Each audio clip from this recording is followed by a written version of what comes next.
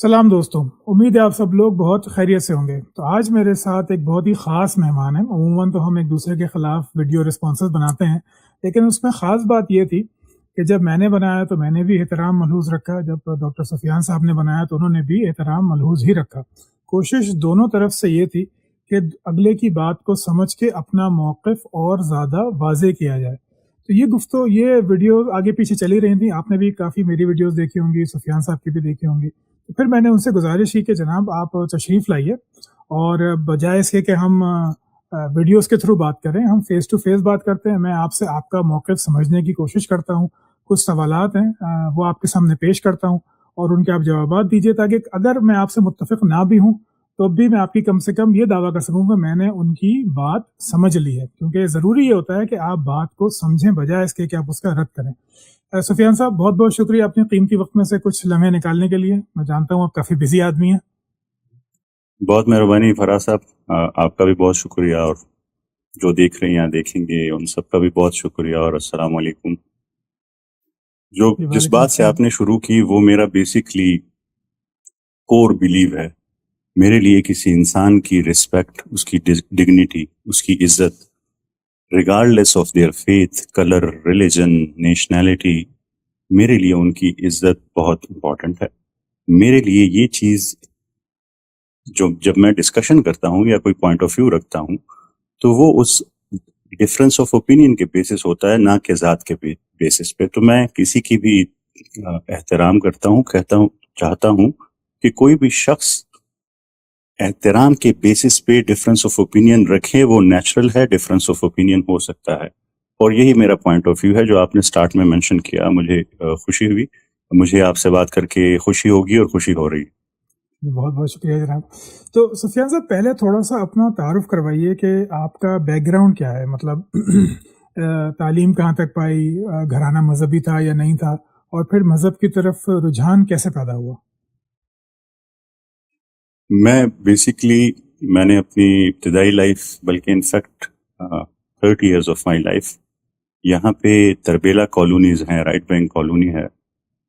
ये बहुत बहुत ही डाइवर्स कम्युनिटी है। वहाँ पे मुस्लिम्स भी रहते हैं, नॉन मुस्लिम भी रहते हैं, पश्तून, पंजाब, सिंध, बलूचिस्तान, चाइनीज कुछ वक्त में रहे, तुर्किश कुछ वक्त में रहे, जर्मन कंपनीज ने वहाँ पे काम किया, और इवन हिंदू वहाँ पे आए हैं, वहाँ पे काम किया है। तो इस कॉलोनी में बहुत डाइवर्स कम्युनिटी होती थी। मैंने अपनी ज़िंदगी के 30 साल वहाँ पे गुजारे हैं, क्योंकि मेरे वालिद साहब वापडा में जॉब करते थे। वहाँ से स्टार्ट किया, स्कूल, कॉलेज, ये सब वापडा के अपने जो स्कूल कॉलेजेस हैं वहाँ से पढ़ा। फिर यूनिवर्सिटी के लिए आई साइंसेस चला गया। मेरा अपना एरिया जो है वो बेसिकली मैनेजमेंट साइंसेस है, और मैनेजमेंट साइंसेस में भी मार्केटिंग मेरी जो है वो स्पेशलाइजेशन है। और स्टार्ट से तो मुझे क्रिकेट का बहुत शौक था, तो मैं बस स्कूल, कॉलेज और क्रिकेट, एक टीम थी, ग्राउंड था वहाँ, बड़े अच्छे ग्राउंड हैं, दरिया किनारे ग्राउंड है। और अभी भी मुझे जो बहुत बड़ा अफसोस होता है अपनी इस एंगेजमेंट्स की वजह से, वो क्रिकेट का है। मुझे क्रिकेट बहुत पसंद है। अच्छा, तो अरे वाह! मैं थ्रू आउट बैटिंग बॉलिंग दोनों करता था, और एक पूरी टीम थी हम लोगों की, हम मैच खेलते थे। वो एक्साइटमेंट जो मैं फील करता था, वो उसे मैं बहुत ज़्यादा मिस करता हूँ। तो वहाँ पे अपॉर्चुनिटी थी, असल में बहुत ज़बरदस्त ग्राउंड्स थे, दोस्त थे सारे बचपन के। अब चूंकि यूनिवर्सिटी की भी बहुत मसरूफियात होती है, मैं जॉब करता हूँ यूनिवर्सिटी ऑफ सवाबी में, एज एन असिस्टेंट प्रोफेसर भी जॉब कर रहा हूँ, और एक डिपार्टमेंट को हेड भी कर रहा हूँ, हेड ऑफ डिपार्टमेंट भी हूँ, वहाँ पे जॉब कर रहा हूँ। तो और उसके अलावा अब ये भी कुछ एंगेजमेंट्स आ गई हैं, तो उसकी वजह से टाइम मैनेज नहीं कर पाता, नहीं खेल पाता। तो वहाँ से किया मैंने, फिर ये मैनेजमेंट साइंसेज में मैंने PhD की, और स्पेशलाइजेशन मैंने immersive technology in tourism marketing of Pakistan में की। मैंने उस पर काम किया, टूरिज्म मार्केटिंग में।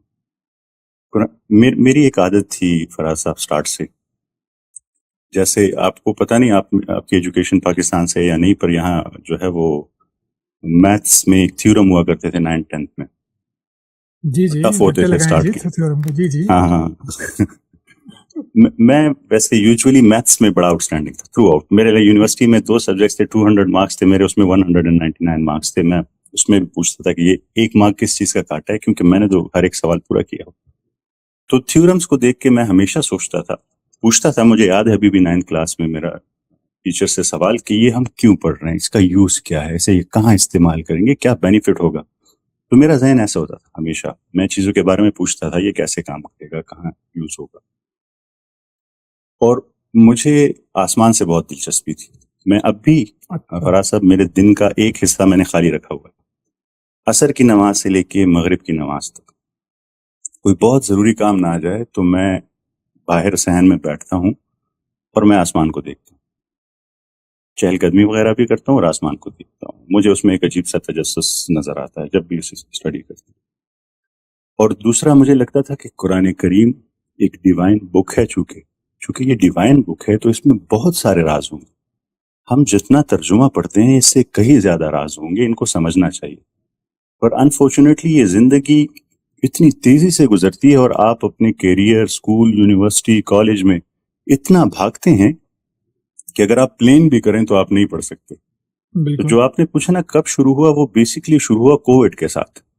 جب کووڈ آیا اور یونیورسٹیز بند ہو گئی, ہم بالکل گھر پر بیٹھے, تو پھر میں نے تھوڑا پڑھنا شروع کیا, سمجھنا شروع کیا. چونکہ میں نے آپ کو بتایا میرا تھوڑا ریسرچ مائنڈ سیٹ تھا, یہاں پہ یہ لفظ کیوں یوز کیا اور یہاں پہ ڈفرینٹ یوز کیا, سیم سینٹینس سے ڈفرینٹ کیوں, اس کا کیا لنک ہو سکتا ہے, یہ ڈفرینٹ ورڈ کیوں یوز کیا ہے یہاں پہ, اس بات کا کیا مطلب ہو سکتا ہے. مجھے بڑا تجسس میں ڈال دیتے.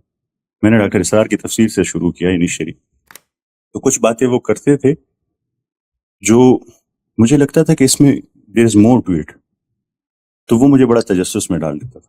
اور میں ابھی بھی, میرے پاس شاید قریب نہ ہو, میں آپ کو اپنے نوٹس دکھاؤں گا, تو میرا قرآن کریم پورا نوٹس سے بڑا ہوا. یہ ورڈ کیوں, اس کا روٹ ورڈ کیا ہے, یہ کہاں سے آیا ہے, یہ ورڈ کیوں استعمال کیا. پھر اس کے ساتھ میرے پاس ابھی بھی اسٹیفن ہاکنگ کی بکس پڑھی ہوئی, یہ قریب یہاں پہ پڑھی ہوتی ہے, یہیں سے میں ساری ریکارڈنگ کرتا ہوں.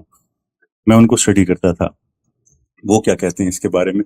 تو میں پورا ایک رجسٹر ہے وہ بھرا ہوتا تھا, اس میں سارے نوٹس لیتا تھا. تو یہ وہ ٹائم تھا جہاں سے میں نے اسٹارٹ کیا. پھر تو لیکن میں جو پوچھنا یہ چاہ رہا تھا کہ جب آپ جیسے نوجوانی میں, اچھا پہلے تو میں آڈینس کے لیے بتا دوں کہ یہ سفر انتہائی دلچسپ ہے, کیونکہ میں بھی اسی سفر سے گزرا ہوں. کووڈ کے دوران ہی میں نے پڑھنا شروع کیا الحاد کے خلاف کام کرنے کے لیے. وہ بات کہیں اور نکل گئی انفارچونیٹلی. میرا بھی قرآن سے پہلا تعلق ڈاکٹر اسرار کے تھرو ہی ہوا تھا. جب میں انگلینڈ میں اسٹرگل کر رہا تھا تو تب میں نے ڈاکٹر اسرار کی سے ہی پہلی بار پورا قرآن مجید, جو ان کی آن لائن لیکچرز ہیں, تفسیری ترجمہ تفسیر کے لیکچرز, میں نے بھی وہی پڑھے تھے. میرے پاس بھی ایک جرنل ہم نے سیم ٹائم پہ سیم سورس سے اسٹارٹ کیے. نہیں, ڈاکٹر اسرار سے میں نے پڑھا تھا 2008 میں میں انگلینڈ گیا تھا. تو اس وقت میرے پاس 1 سال تک میں نے خوب دھکے چھکے کھائے, جواب واب نہیں ملی, دل بہت نرم تھا. تو میں نے پورا قرآن مجید وہاں بیٹھ کے پہلی بار ان سے, یعنی الحمدللہ سے لے کے والناس تک ان کے ساتھ پڑھا. اور اس کے بعد پھر میں نے ان کا نصاب بھی پڑھا اور پھر ان کے ساتھ کافی ٹائم گزارا. ان کے ساتھ سے مراد ہے ان کی لیکچرز کے ساتھ, ان سے ملا تو میں کبھی نہیں. اچھا. تو لیکن کووڈ کے بعد جب میں تو خیر کووڈ میں بہت زیادہ بزی تھا, کیونکہ اب میں ICU ڈاکٹر ہوں, تو دن رات وینٹیلیٹرز اور یہ سب. تو میں نے اپنے آس پاس اتنی زیادہ موتیں دیکھی اور اتنی جلدی دیکھی کہ اس سے میں نے کہا کہ زندگی کا کوئی مقصد ہونا چاہیے. لیکن چلیے وہ گمراہی کا سبب بن گیا, کیا کہہ سکتے ہیں. تو میں اصل میں یہ پوچھ رہا تھا کہ آپ کا جو نوجوانی بچپن گزرا وہ ایک عام مسلمان کی حیثیت سے تھا, یعنی جمعہ کی پابندی ہے, نمازیں پڑھ رہے ہیں, تھوڑے امتحانوں کے قریب تھوڑی دعائیں زیادہ ہو گئی ہیں. لیکن کووڈ جب آیا تو اس نے آپ کو دین ایز اے سبجیکٹ یا قرآن مجید ایز اے سبجیکٹ, جیسے فزکس یا میتھمیٹکس پڑھتے ہیں ویسے پڑھنے کی طرف آپ مائل ہوئے. یہ بات صحیح ہے؟ جی ٹھیک ہو گیا. بالکل ایسے ہی. میں نمازیں ریگولر پڑھتا تھا. اس سے پہلے صبح کی نماز میں مجھے اکثر سویا رہ جاتا تھا, ورنہ باقی نمازیں میں پھر بھی پڑھتا تھا اور ریگولر پڑھتا تھا. بچپن جوانی کی بات کر رہا ہوں, چونکہ میں ایسے ایریا میں ہوں, ایسے فیملی سے ہوں, ہم لوگ اس کا خیال رکھتے ہیں. میرے پیرنٹس بڑے لینینٹ ہیں, وہ بڑے فرینڈلی ہیں. اچھا. پر وہ انوائرمنٹ ایسا تھا کہ ہم چونکہ اس وقت یہ ریسرچ تو نہیں کی تھی, پر جو سنتے تھے, جو دیکھا تھا, اس کو فالو کرتے تھے, بالکل فالو کرتے تھے. وہ جو تھاٹ پروسیس ہے وہ کووڈ سے سٹارٹ ہوا. پھر ایز اے ریسرچ پرپز سمجھنے کے لیے چیزوں کو کہ کیا ہے کیا نہیں ہے, وہ تب سٹارٹ ہوا. ورنہ میں قرآن کریم بھی پڑھتا تھا اور تجسس سے پڑھتا تھا, سمجھتا نہیں تھا, پر مجھے لگتا تھا کچھ ہے اس میں, کیوں یہاں پہ یہ ذکر کیا گیا. اس وقت ریسرچ نہیں کر پاتا تھا, اور باقی چیزیں بھی میں مینٹین رکھتا تھا اس سے پہلے بھی. ٹھیک ہو گیا. اچھا، تو یہاں پہ ایک تھوڑا سا گیپ مجھے محسوس ہو رہا ہے، کیونکہ اسرار صاحب سے میرا بھی بڑا قریبی تعلق رہا ہے۔ تو اسرار صاحب کی جو پوائنٹ آف ویو ہے وہ تو نظام، حکومت، غلبہ ہم، اسلام اس طرح کا ہے، اور آپ ہم، کا جو علمی پوائنٹ ہے ابھی جو آپ کر رہے ہیں وہ ہے قرآن مجید کی حقانیت کو موجودہ نالج کے تناظر میں ثابت کرنا۔ تو یہ ہم، تھوڑے الگ الگ ہیں، ایک ہے سیاسی یا کہنا چاہیے سماجی، آپ کہہ لیں اسے سیاسی نہیں ہم، تو، اور ایک ہے مکمل علمی۔ تو یہ جو شفٹ ہم، آیا آپ کے اندر کہ ڈاکٹر اسرار سے آپ نے پڑھا، اس سے یقیناً متاثر بھی ہوں گے، جبھی آپ نے 110 120 گھنٹے لگایا ان کو سمجھنے کے لیے، قرآن مجید پڑھنے کے لیے۔ تو یہ شفٹ کیسے آیا کہ سماجی سیاسی نظام اور ایک سائنٹیفک پوائنٹ آف ویو سے جدید نالج کے ذریعے قرآن مجید کی حقانیت کو ثابت کرنا، یہ ٹرانزیشن کیسے ہوئی؟ یہ اچھا سوال ہے، پر میرے لحاظ سے میری جو انڈرسٹینڈنگ ہے، یہ جو میں جی ابھی کر رہا ہوں یہ فرسٹ سٹیپ ہے۔ جو ڈاکٹر اسرار کر رہے تھے کیونکہ وہ آلریڈی بہت کام کر چکے تھے تو وہ دوسرے سٹیپ پر تھے۔ پہلے اچھا، مجھے لگتا ہے کہ لوگوں کو سمجھانا چاہیے کہ ہے کیا، کس کے لیے کام کر رہے ہیں، کیوں نظام بنانا چاہیے، آپ کو سمجھ آئے کہ یہ کیا ہے۔ مجھے لگتا ہے کہ ہم لوگ اکثر کلچرل مسلم بن جاتے ہیں، ہم سمجھتے نہیں ہیں چیزوں کی۔ میں کہتا ہوں کہ وہ ایمان دل میں بھی اترنا چاہیے اور دماغ میں بھی اترنا چاہیے، دونوں میں اترنا چاہیے۔ تو میں ایسے کہہ لیں کہ میں ابھی پچھلے سٹیپ پہ ہوں ڈاکٹر اسرار سے، فرسٹ سٹیپ اچھا، میں اسے لے کے چل رہا ہوں، تو وہ بنیاد بنا رہا ہوں، فاؤنڈیشن بنا رہا ہوں، اور اس کے بعد اللہ تعالیٰ کرے کہ ہم ایسا کام بھی کریں کہ جو وہ کام کر رہے تھے اس پہ جا سکے۔ پر یہ دس از دا فرسٹ سٹیپ۔ فرسٹ ٹھیک ہو گیا۔ تو ڈاکٹر اسرار کے علاوہ کوئی اور مفسر یا مترجم آپ کے پسندیدہ ہیں جن کا آپ پڑھتے ہیں؟ کیونکہ آپ کے چاہنے والے بہت ہیں، اگر ان کو آپ کا پتہ چلے کہ آپ کون سا ترجمہ تفسیر پریفر کرتے ہیں تو ان کو بھی فائدہ ہوگا۔ جی، میں تو پھر ڈاکٹر اسرار کے بعد تو میں نے بہت ساری تفاسیر پڑھی، بہت۔ مجھے ایسے لگتا ہے نا کہ ہر کسی کو اللہ تعالیٰ نے کسی خاص ایریا میں بہت زبردست نالج دیا تھا۔ ہر ایک انسان ہے، کسی میں لیگ کر سکتا ہے، کسی میں ایکسل کر سکتا ہے۔ جی مکمل تو کوئی نہیں۔ جیسے مجھے یو ایس میں نعمان علی خان صاحب ہیں، ان کا جو عربک کا نالج ہے، روٹ ورڈز کا نالج ہے، مجھے بڑا پسند ہے۔ اب تو میں خود روٹ ورڈز کو بہت ضروری اسٹڈی کرتا ہوں کہ روٹ اچھا، ورڈ کیا ہے، کیا استعمال ہوا ہے۔ ترجمے سے زیادہ میں روٹ ورڈز کو فالو کرتا ہوں۔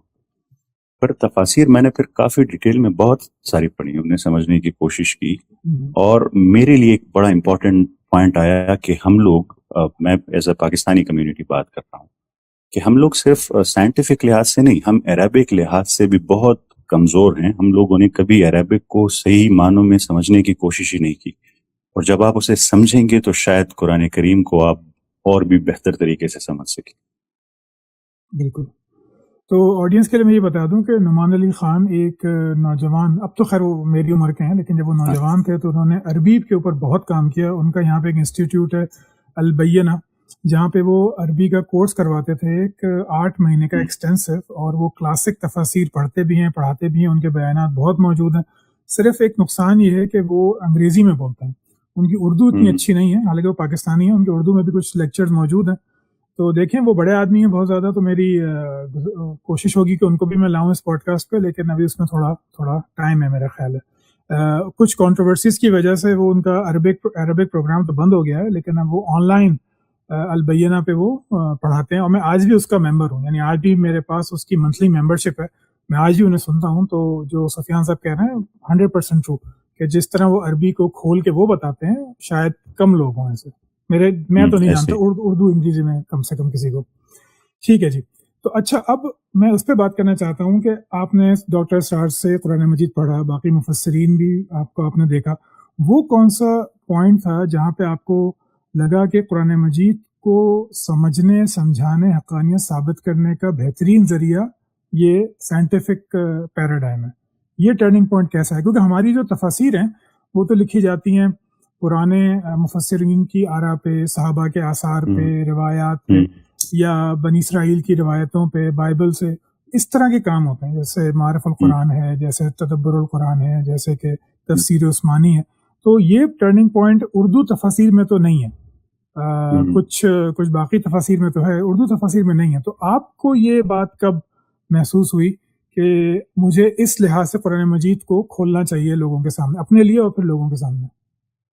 اچھا دیکھیں، اس میں اکثر کہتا ہوں نا، دو طرح کا نالج ہے اس دنیا میں. ایک ایکوائرڈ نالج ہے جو انسان حاصل کرتا ہے، ایک ریویلڈ نالج ہے جو اللہ تعالیٰ کی طرف سے آیا ہے. بالکل. تو میں یہ اکثر کہتا ہوں کہ میں ایکوائرڈ سے ریویلڈ پر نہیں گیا. میں نے جب آپ کو کہا قرآن کریم کی میں نے اسٹڈی شروع کی، سٹارٹ میں نارمل نوٹس لیتا گیا، سوال ابھرتے گئے، اپنے پاس نوٹ کرتا گیا، جو جو سوال آتے تھے نوٹ کرتا تھا. پھر عربک روٹ ورڈ سے سمجھنا شروع کیا.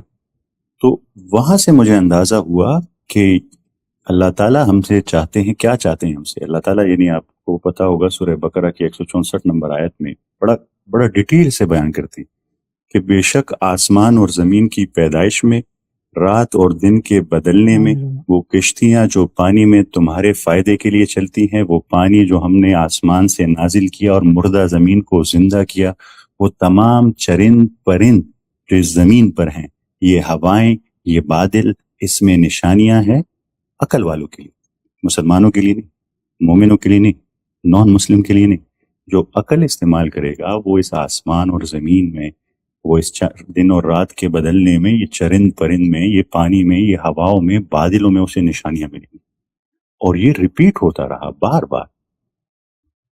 تو مجھے اندازہ ہوا کہ ہاں اس میں تو بہت بڑی نشانیاں ہیں. اس سے ریلیٹڈ جیسے ڈاکٹر اسرار بیان کر رہے تھے کہ وہ ستارے جو پیچھے ہٹ جاتے ہیں اور چھپ جاتے ہیں اور بہت تیزی سے چلتے ہیں، تو میں کہتا تھا کیوں؟ سورہ طارق. جی نہیں، یہ سورہ تکویر والی آیت کی میں بات کر رہا ہوں، اچھا وہ جو قیامت کا ذکر ہے. جی فلا اقسم بالخنس الجوار الکنس، وہ آیت ہے، بہت زبردست ہے، مجھے بہت پسند.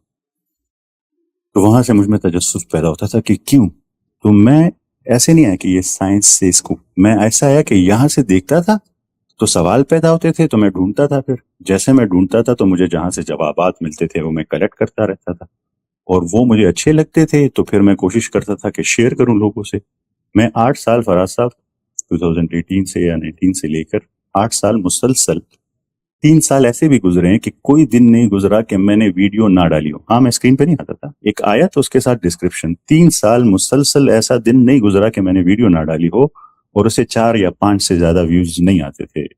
میری امی دیکھیے، ہاں روزانہ 3 سال مسلسل. 8 سال تو میں ڈالتا رہا ہوں، بیچ میں وقفہ آتا تھا، پر 3 1000 دن کے قریب ہو گئی ہے.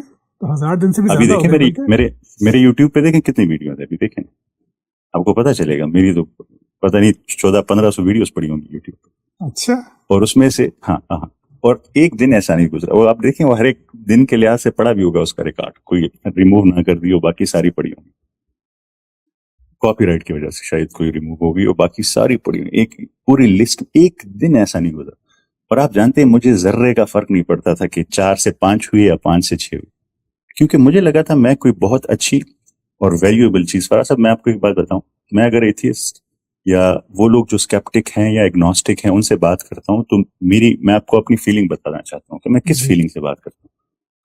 اور یہ بالکل جینون ہے، اس میں کوئی دو رائے نہیں ہے. میرے دل میں کبھی بھی رتی برابر نفرت نہیں، رتی برابر نہیں. آپ کو میرے چہرے سے، میری باتوں سے لگ رہا ہوگا کہ میں جھوٹ نہیں بولتا، بالکل نہیں. میں صرف اس فیلنگ سے دیتا تھا کہ میرے پاس کوئی چیز ہے جو بڑی اچھی ہے، بہت قیمتی چیز مجھے پتا چل گئی. فراز صاحب کو پتا چلا بٹ کوائن اوپر جانے والا ہے، بہت بڑا فائدہ ہے، جو ان کے قریب ہے ان کو کہتا ہے کہ انویسٹ کر لو، بہت بڑا فائدہ ہے. مجھے جنرلی لگتا ہے کہ یہ چیز قیمتی ہے تو میں شیئر کرتا تھا، چاہے وہ ایتھیسٹ ہو، ایگنوسٹک ہو، اسکیپٹک ہو، مسلمان ہو، جوان ہو، تو میں شیئر کرتا تھا. چونکہ کوئی مجھے جانتا نہیں تھا، کوئی کہتا تھا ہر روز ویڈیو ڈالتا جا رہا ہے، پتہ نہیں کیا شیئر کرتا جائے، اور ٹیکسٹ ہوتا تھا. جی 1500 ویڈیوز ہیں ابھی، میں نے آپ کا چینل کھولا تو اس پہ بھی فی الحال 1500 ویڈیوز ہیں. ہاں وہ 1 منٹ 2 منٹ میں نے جو سٹارٹ کیا تھا نا، وہ قرآن ڈیلی ڈوز تھا اس کا نام، کہ میں میں آپ کو بتا نہیں سکتا، میں 360 ڈگری پہ چینج ہو گیا. ایسے ہی جیسے کسی کو کوئی ویکسین لگ جاتی ہے چینج. تو میں نے کہا کہ یہ تو لوگوں تک پہنچانا چاہیے، یہ تو ان سے فائدہ ہوگا. تو میں ایک ویڈیو بناتا تھا 1 آدھ منٹ کی، اس میں آیت چل رہی ہوتی تھی، نیچے میں ڈسکرپشن لکھ دیتا تھا.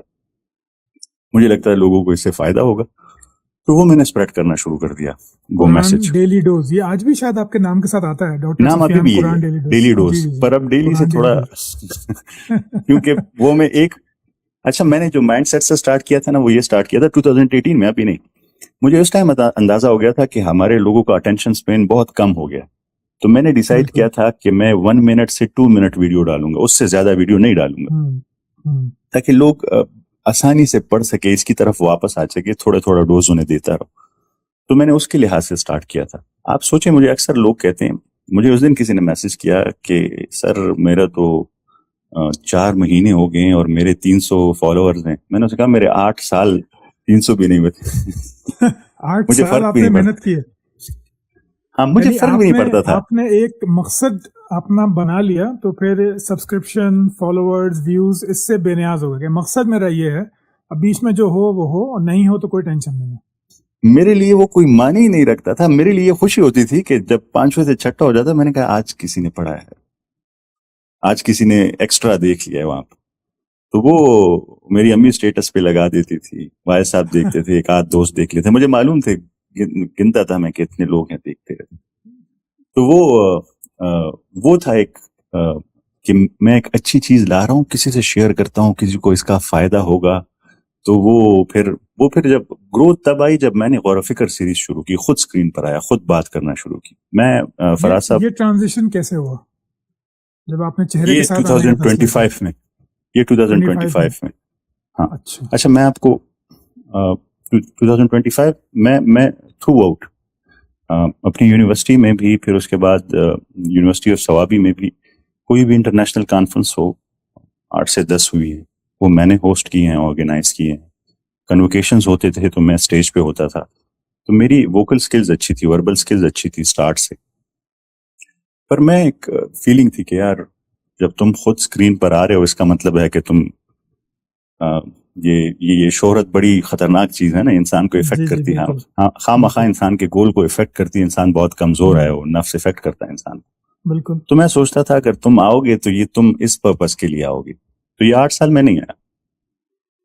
اور غور و فکر میں اس لیے ہے کہ پھر وہ 2 منٹ ویڈیو سے سیشن چینج ہو کر لوگوں کو سمجھانا تھا. اگر آپ آج بھی میری ویڈیو دیکھیں نا, غور و فکر کی پہلی قسط, تو وہ بنیادی سوال ہیں کہ میں کون ہوں, میری زندگی کا کوئی مقصد ہے یا نہیں ہے, فلسفی کیا کہتی ہے, سائنس کیا کہتی ہے, لٹریچر کیا کہتا ہے, کیا میری زندگی کا کوئی مقصد ہے, میں کیا کر رہا ہوں. جب یہ باتیں میں سوچا کہ اگر میں نہ ہوں تو یہ صرف آپ ٹیکسٹ کی شکل میں نہ بیان کر سکتے, اور نہ شاید لوگ ٹیکسٹ پڑھتے, نہ ویڈیو میں اسے بیان کر سکتا ہوں. اس کے لیے ضروری تھا کہ میں اسکرین پر آؤں. تو جب میں اس سے آیا تو اس پر کافی پھر چینج آیا, پھر افیکٹ آیا, پھر اس کی وجہ سے پھر آہستہ آہستہ بڑھنے لگے. پھر لوگ بیچ میں کمنٹ کرتے تھے. مجھے ایک بہت بڑا افسوس ہے, وہ افسوس یہ ہے کہ ہمارے لوگوں کو مناظرہ کہہ لیں اسے, یا ایسی باتیں پسند ہیں جب 2 لوگ ایگریسو ہوں اور سخت باتیں کریں. تو مجھے میسیجز آتے تھے کہ تم اگر اتنے عرفان خان ہو تو اس سے بات کرو, اتنے عرفان خان ہو تو اس سے بات کرو. میں نے ہمیشہ ایوائڈ نہیں کیا. میں جب بھی کسی سے بات کرتا ہوں, اب بھی کسی بھی ایتھیسٹ ہو, ایگنوسٹک ہو, اسکیپٹک ہو, میں اسے پوچھتا ہوں کہ مجھ سے بات کرنے کا آپ کا مقصد یہ ہے کہ میں آپ کو غلط ثابت کروں اور آپ مجھے غلط ثابت کریں, اور میں کہوں کہ میں ٹھیک ہوں اور آپ ٹھیک ہیں. تو میں یہ ڈسکشن نہیں کرنا چاہتا. آپ ٹھیک ہے اپنی جگہ. اگر آپ کو لگتا ہے کہ ہم کچھ نالج شیئرنگ کر سکتے ہیں, مجھ سے آپ کو کوئی ایسی انفارمیشن مل سکتی ہے جو آپ کے لیے ہیلپ فل ہو, میں حاضر ہوں, میں آپ سے بات کر سکتا ہوں, کسی بھی ٹائم بات کروں. میرا یہ اسلوب ہوتا ہے, اور میں نے جن سے کیا آپ ان سے کنفرم بھی کر سکتے ہیں. میں ایک ہی سوال پوچھتا ہوں کہ ایسے کریں. تو اس لحاظ سے پھر وہ تھوڑا بیچ میں, ورنہ میرے صرف غور و فکر سیریز چل رہی تھی. پھر یہ میسیج آیا, پھر اس کے بعد کچھ کنٹیکس ہوئے, پھر اس کے بعد یہ سٹارٹ ہو گیا بیچ میں, اور پھر وہ ڈسکشن سٹارٹ ہوئی. ڈسکشن کے بعد مجھے میسیج بھی آتے تھے بڑے سختی سے کہ یہ تم کس طرح سے بات کر رہے ہو, اس میں تو جلال ہونا چاہیے, روب ہونا چاہیے, غصے سے ان سے بات کرنی چاہیے, کیوں ایسے بات کر رہے. تو میں انہیں ہمیشہ کہتا تھا کہ میں آپ کی مانوں یا قرآن کریم کی مانوں, جو قرآن کریم کہتا ہے کہ حضرت موسیٰ علیہ السلام کو جب فرعون کے پاس بھیجا تو کہا کہ نرمی سے بات کرنا, تو فرعون کہا اور یہ لوگ کہا, تو میں قرآن کریم کی مانوں یا آپ کی مانوں. تو میرا اسلوب شروع سے یہی رہا. تو یہ جرنی جب ابھی یہاں پہنچی ہے, ابھی اللہ تعالیٰ نے اب اس میسیج میں برکت ڈال دی ہے, تو اب میرا میسیج سپریڈ ہوتا ہے. ڈفرینٹ پوڈ کاسٹرز ہو گئے, ڈفرینٹ چینلز ہو گئے, میری اپنی سیریز ہو گئی, چینل جو میرے اپنے چینلز ہیں ڈفرینٹ پلیٹ فارمز پہ, تو اب میسیج سپریڈ ہوتا ہے. پر میرا گول ابھی بھی وہی ہے. میں چاہتا ہوں کہ لوگ, جب میں نے قرآن کریم اسٹڈی کیا نا فراز صاحب, میں ایک بات آپ کو بتا, مجھے پہلے اس کا اندازہ نہیں تھا. کچھ باتیں ایسی تھی نا جس نے مجھے جھنجھوڑ کے رکھ دیا ہے قرآن کریم کے بارے میں, جو میں پہلے نہیں سمجھتا تھا ایز اے کلچرل مسلم. پہلی چیز, مجھے لگتا تھا کہ قرآن کریم میں سوچنا نہیں چاہیے, اور بس جو ہے اسے فالو کرو ایز اٹ از. سوچنا نہیں, سوال کرنا نہیں ہے. انفیکٹ جب میں نے سٹارٹ میں یہ کام شروع کیا تو میں, فراز صاحب چونکہ 4-5 لوگ دیتے تھے تو میں پھر یونیورسٹیز وزٹ کرتا تھا, اور اپنی یونیورسٹی میں میرا زیادہ بس چلتا تھا کیونکہ میں ڈائریکٹر اسٹوڈنٹ افیئرس تھا. تو وہاں پہ ہر ایک سیمسٹر جو پاسنگ آؤٹ ہوتا تھا نا, میں ہر ایک سیمسٹر کے پاس جاتا تھا اور ان کے سامنے بولنا شروع کر دیتا. کالجز جو میں, تو اکثر لوگ کھڑے ہو جاتے تھے کہ یہ آپ کیا کر رہے ہیں, یہ اس کی تو اجازت نہیں ہے, آپ ایسا کیوں کر رہے ہیں. تو میں انہیں کہتا تھا کہ آپ کی مانو یا قرآن کریم کی. تو میں آپ کو بتانے والا تھا کہ قرآن کریم کی کچھ چیزیں آپ کو پتہ ہے. قرآن کریم نے بدترین جانور, کتنا سخت ورڈ ہے, کتنا سخت ورڈ ہے, کس کے لیے استعمال کیا ہے؟ بدترین جانور, وہ گونگے بہرے جو عقل سے کام نہیں لیتے. یہ جب میں پڑھتا تھا یہ آیتیں تو میں حیران رہ جاتا تھا. جیسے میں نے آپ کو وہ سورہ بقرہ کی آیت بتائی کہ اس میں نشانی ہے عقل والوں کے لیے. سورہ ملک میں دوزخ والے سے پوچھا جائے گا کہ کس چیز نے تمہیں دوزخ میں ڈالا. آپ کو پتہ ہے وہ جواب میں کیا کہیں گے؟ وَقَالُوا لَوْ كُنَّا نَسْمَعُ أَوْ نَعْقِلُ مَا كُنَّا فِي أَصْحَابِ السَّعِيرِ, کہ اگر ہم سنتے اور عقل سے کام لیتے تو ہم دوزخ والوں میں سے نہ ہوتے. تو جواب میں کہا جائے گا فَاعْتَرَفُوا بِذَنبِهِمْ, ابھی آپ نے اپنے اصلی گناہ کا اقرار کیا ہے. اتنا صاف صاف بیان ہوا ہے. پھر جب وہ حدیث میں نے پڑھی جو اس سے ریلیٹڈ, تو مجھے اندازہ ہو گیا کہ یہ تو ہم لوگ جو غور و فکر ہے, میں نے پھر سیریز کا نام بھی غور و فکر اس لیے رکھا, جو سوچنا ہے, جو تدبر کرنا ہے, وہ تو ہم نے چھوڑ دیا ہے. اور وہ چیز تو قرآن کریم آپ سے بار بار مانگ رہی ہے اور بہت صاف بیان کر رہی ہے کہ آپ نے یہ کام کرنا ہے. تو یہ جو سلسلہ تھا غور و فکر, وہ ان آیتوں کا, تو ایک یہ چیز ہے. دوسری میں شیئر کرتا ہوں بعد میں ساتھ ساتھ, وہ میں کنٹینیوس بولتا رہوں گا, آپ کو بیچ میں موقع نہیں, اس لیے میں چاہتا ہوں کہ آپ کے لیے نہیں, آپ بولیے, بالکل بولیے, آپ تو بہت اچھا بولتے ہیں. اچھا, تو میں نے جب میں اصل میں سوچ رہا تھا کہ آپ کا بیچ میں کوئی سوال اور میں بولتا رہوں, تو اس وجہ سے میں ہو تو آپ مجھے بول سکتے ہیں بیچ میں. بالکل. تو قرآن کریم کہ عقل کیسے کہتے ہیں؟ قرآن کریم کہتا ہے اس میں نشانیاں ہیں عقل والوں کے لیے. اسپیسیفائی نہیں کیا کہ یہ مسلمانوں کے لیے, عقل والوں کے, کوئی بھی عقل والا ہوگا وہ اس پر سوچے گا تو اسے اس میں نشانیاں ملیں گی. تو آپ کو پتا ہے کہ عقل کسے کہتے ہیں؟ عقل عربک ورڈ ہے, اور یہ نکلا ہے اکال سے. اکال وہ رسی تھی جس سے اونٹ کا پاؤں باندھا جاتا تھا, جی ہاں, یا عورت جب اپنے بال باندھتی تھی. تو یہ بیسکلی ہے جو آپ کی ساری پرانی پری کنسپشنز ہیں, جو آپ کی آلریڈی اسٹور ڈیٹا آپ میں پڑا ہوا ہے, اسے آپ نے باندھ دینا ہے. اپنے غصے کو, اپنی نفرت کو, اپنی لائکس ڈس لائکس کو, اپنی لالچ کو باندھ دیں گے, تب ہی آپ کی انٹلیکچوئل کیپیبلٹیز کام کریں گی. اگر آپ اپنے ایموشنز کے غلام ہوں گے. فرا صاحب میں ایک بات کہتا ہوں, اور دونوں سائڈ کے لیے کہتا ہوں, اور جو یہ سن رہے ہیں ان سے ایز اے ریکویسٹ بھی کہہ رہا ہوں, ہم لوگ میکسیمم لوگ آئیڈینٹی کے غلام ہیں. ہم اپنی آئیڈینٹی کو پروٹیکٹ کرتے ہیں. ہماری یہ ڈسکشن شروع ہونے سے پہلے ایک گروپ نے یہ ڈیسائیڈ کر لیا ہوگا کہ جو فراز صاحب کہیں گے اسے ہم نے غلط ثابت کرنا ہے, اور جو سفیان کہے گا اسے ہم نے غلط ثابت کرنا. ایک طرف یہ کہے, کیونکہ ہم لوگ آئیڈینٹی کو پروٹیکٹ کرتے ہیں. ہم سچ سننا ہی نہیں چاہتے. ہم چاہتے ہیں کہ جو میری بیلیوز ہیں, جو سچ ہے, بس میں اسے ہر حال میں پروٹیکٹ کروں. قرآن کریم کہتا ہے کہ عقل تب آتا ہے جب یہ تمام فیلنگز کو آپ باندھ دیں اور بالکل ایک ان بائس طریقے میں سوچنا شروع کریں, تو تب آپ عقل والے بنیں گے. تو جب یہ حضرت آدم علیہ السلام کا واقعہ جو بیان ہوا, فرشتوں نے پوچھا اور وہ نام سکھائے گئے. آپ نے پروفیسر ڈاکٹر جیفری لینگ کو آپ جانتے ہوں گے ضرور, کینساس یونیورسٹی میں میتھس کے پروفیسر تھے, مسلمان ہوئے. انہوں نے یہ آیتوں کو اتنا خوبصورت, میں ان سے سیکھا ہوں کہ بیسک پرپس جو اللہ تعالیٰ نے بیان کیا اس تمام ڈسکشن سے, وہ یہ تھا کہ انسان ایک لرننگ بینگ ہے. وہ کنٹینیوسلی, اس کے پاس انٹیلیجنس ہے, یہ بہت بڑا تحفہ ہے. وہ اس انٹیلیجنس سے سیکھے گا. ہاں, اس کے پاس یہ اختیار ہے کہ وہ اس انٹیلیجنس کو دوسری جگہ پہ یوز کرے یا اس میں یوز کرے. تو اس کے پاس انٹیلیجنس ہے, وہ اسے یوز کرے اور بالکل ان بائس طریقے میں. جیسے میں نے ابھی آپ کو کہا, آئیڈینٹی کو پروٹیکٹ مت کرو. اپنی لالچ کو, اپنے بغض کو, اپنے کینہ کو, اپنے لائکس ڈس لائکس کو سائڈ پہ رکھو, تب بنو گے عقل والے. تو اس لیے یہ نشانیاں ان لوگوں کے لیے جو سوچے. تو مجھے اندازہ ہوا کہ یہ کتنا امپورٹنٹ ہے. اتنا ضروری چیز ہے کہ اس کو بدترین جانور کہا ہے اگر آپ اسے استعمال نہیں کرا. قرآن کریم نے کہا کیا علم والے اور بغیر علم والے برابر ہو سکتے ہیں؟ یہ نہیں, سوال ہی نہیں پیدا ہوتا اس کا کہ جس کے پاس علم ہے اور جس کے پاس علم نہیں.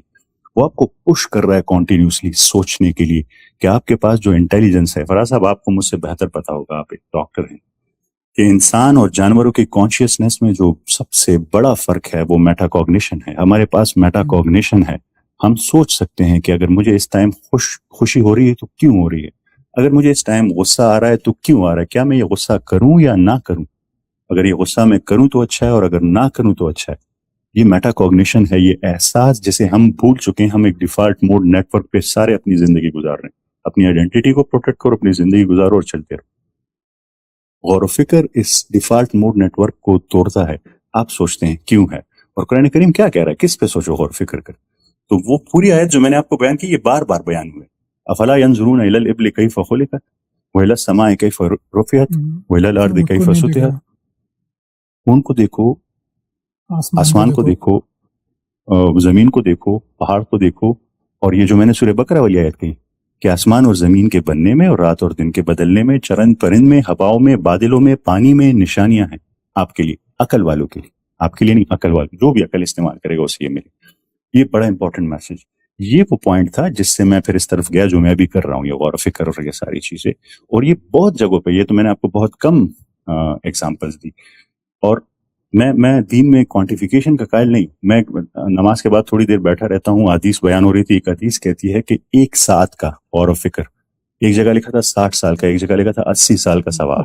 میں کوانٹیفیکیشن پہ نہیں جاتا, صرف پر یہ کوانٹیفیکیشن ایکچولی مین, اس کا مطلب یہ ہوتا ہے کہ کتنا امپورٹنٹ ہے یہ غور و فکر. ایک لمحے کے لیے آپ سوچیں, یا یہ آسمان نیلا کیوں ہے, کیا یہ سچ میں نیلا ہے, یا یہ بیسکلی نیلا نہیں ہے, یہ سورج کیوں اوپر نیچے نہیں گر رہا, یہ جو اوپر ہے وہ اوپر کیوں ہے, جو نیچے ہے وہ نیچے کیوں ہے. بالکل بیسک کوسچنز, آپ اس کے بارے میں سوچیں. اس کا ثواب ہے, اسے عبادت کہا گیا ہے جب آپ کرتے ہیں, بلکہ بہت بڑی عبادت کہا گیا. اور دوسری چیز مجھے اندازہ ہوا کہ ہم لوگوں نے اپنے آپ کو ایک بہت بڑے دھوکے میں رکھا ہوا ہے, اور وہ دھوکہ یہ ہے کہ ہم لوگ بس جو بھی کر لو. یہاں پہ مردان میں ایک شخص نے رمضان میں, چونکہ ہم لوگوں کا اپنے نفس پہ تو قابو نہیں ہے, اسے غصہ آیا افطاری سے پہلے, اور اس کی بھتیجی 4 سال کی کھیل رہی تھی, اس نے بندوق نکالی, اسے گولی مار دی. کیوں؟ وہ نیوز اینکر جب اس سے آیا, اس سے پوچھا کہ کیوں مارا, اسے مطلب بی پی ہائی ہو گیا. اپنے آپ پہ دیکھیں, میں جو آپ کو کہہ رہا ہوں, جو ایموشنز پہ ہمارا کنٹرول نہیں ہے, ہم پاگل ہو جاتے ہیں, جانور بن جاتے ہیں ہم سے. غنی خان بابا پشتو کے بڑے مشہور شاعر ہیں, میں کچھ شاعروں کو بہت فالو کرتا ہوں, اس میں بڑا میسج ہوتا ہے. وہ کہتے ہیں, رحم رخ شی ظلم دیر شی سڑی توپ د سڑو گیر شی تو سرور دینا چاپیر شی ہر سخ پل عذاب کی شی. جب آپ اس ایموشنز کے غلام ہوتے ہیں نا, آپ اپنی آئیڈینٹی کچھ بھی رکھیں, آپ بیسیکلی اندر سے جانور ہوتے ہیں. آپ قرآن کریم کہتا ہے, کیا تم نے اس شخص کو دیکھا ہے جس نے اپنی نفس کو اپنا معبود بنا لیا ہے, جو اسے اندر سے آواز لگتی ہے ٹھیک ہے بس وہی, اسے لگتا ہے ٹھیک ہے بس وہی کرتا ہے. تو اس کو بھی لگتا تھا کہ میں بالکل ٹھیک کر رہا ہوں, اسے غصہ ہے, اسے گولی مار. وہ نیوز اینکر نے اس سے پوچھا, میں اس بات کی طرف آپ لے کے آ رہا ہوں, نیوز اینکر نے اس سے پوچھا کہ آپ نے اپنی بھتیجی کو کیوں مارا, تو اس نے کہا یہ تو اس کی قسمت میں تھا. میں کون ہوں, بس اس کی قسمت میں تھا. یہ ہم لوگوں نے ایک بہت زبردست بہانہ بنا لیا. مولانا رومی سے شیطانی استدلال کہتے ہیں. ہم لوگ کچھ بھی برا کریں بس قسمت پہ ڈال دیتے ہیں, یہ تو قسمت میں تھا, یہ تو بس اس کی یہ زندگی لکھی تھی, مار دی. تو پھر جب مجھے قرآن کریم پڑھا تو اندازہ ہوا کہ ایسا نہیں ہے. ایک تو میں نے آپ کو غور و فکر اور عقل والی بات بتائی, دوسری یہ بات, قرآن کریم نے سورہ شمس میں مسلسل, عربی کا اسلوب یہ ہے کہ جب بھی قسم کا ذکر کیا جائے تو اس کا مطلب بہت امپورٹنٹ بات ہونے والی ہے, اس لیے اس کا ذکر کیا. یہ بات امپورٹنٹ ہے, اس پر غور کرو. تو جب 1 نہیں 2 نہیں 5 نہیں 10 نہیں 11 مسلسل قسموں کے بعد کہا, وَنَفْسٍ وَمَا سَوَّاهَا فَأَلْهَمَهَا فُجُورَهَا وَتَقْوَاهَا قد افلح من زکاها وقد خاب من دساها, کہ ہم نے آپ میں فجور بھی ڈال دیا ہے اور تقوی بھی ڈال دیا ہے. آپ کے پاس اختیار ہے, برائی چنتے ہیں اچھائی چنتے ہیں. آپ کو پتا ہوگا there are 2 sides of destiny. ایک جس میں آپ بندے ہوئے, آپ کس گھر میں پیدا ہوئے, آپ کو کیا کوگنیٹو ایبیلٹیز ملی. فراز صاحب اچھے گھر میں پیدا ہوئے, میں اچھا گھر میں پیدا ہوا, مجھے اچھی ایجوکیشن, مجھے اچھے کوگنیٹو ایبیلٹیز ملی, کچھ میں آپ کا ہاتھ نہیں. پر اچھا برا کرنا ہے اس میں آپ کے پاس پورا اختیار ہے.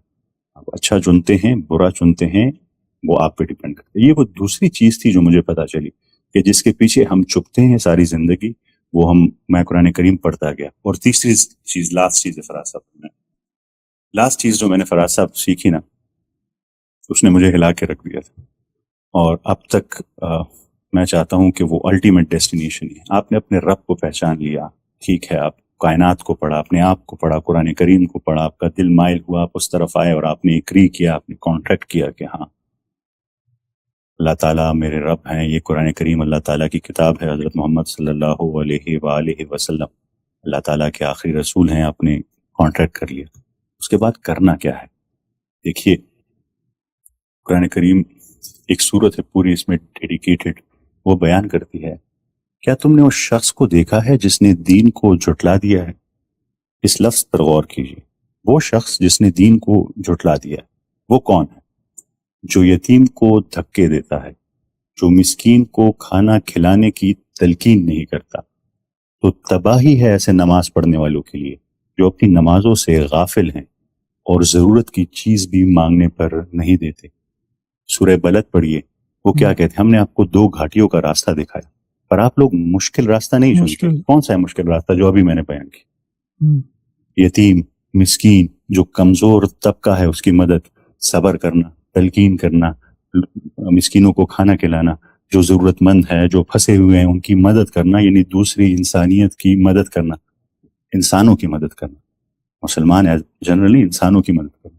یتیم میں یہ نہیں کہا کہ جو مسلمان یتیم ہے اس کی کرو یا نہ کرو، مسلمان مسکین ہے تو کرو، مدد کرو، لوگوں تک پہنچو. اس کنٹریکٹ کے بعد آپ نے کرنا کیا ہے؟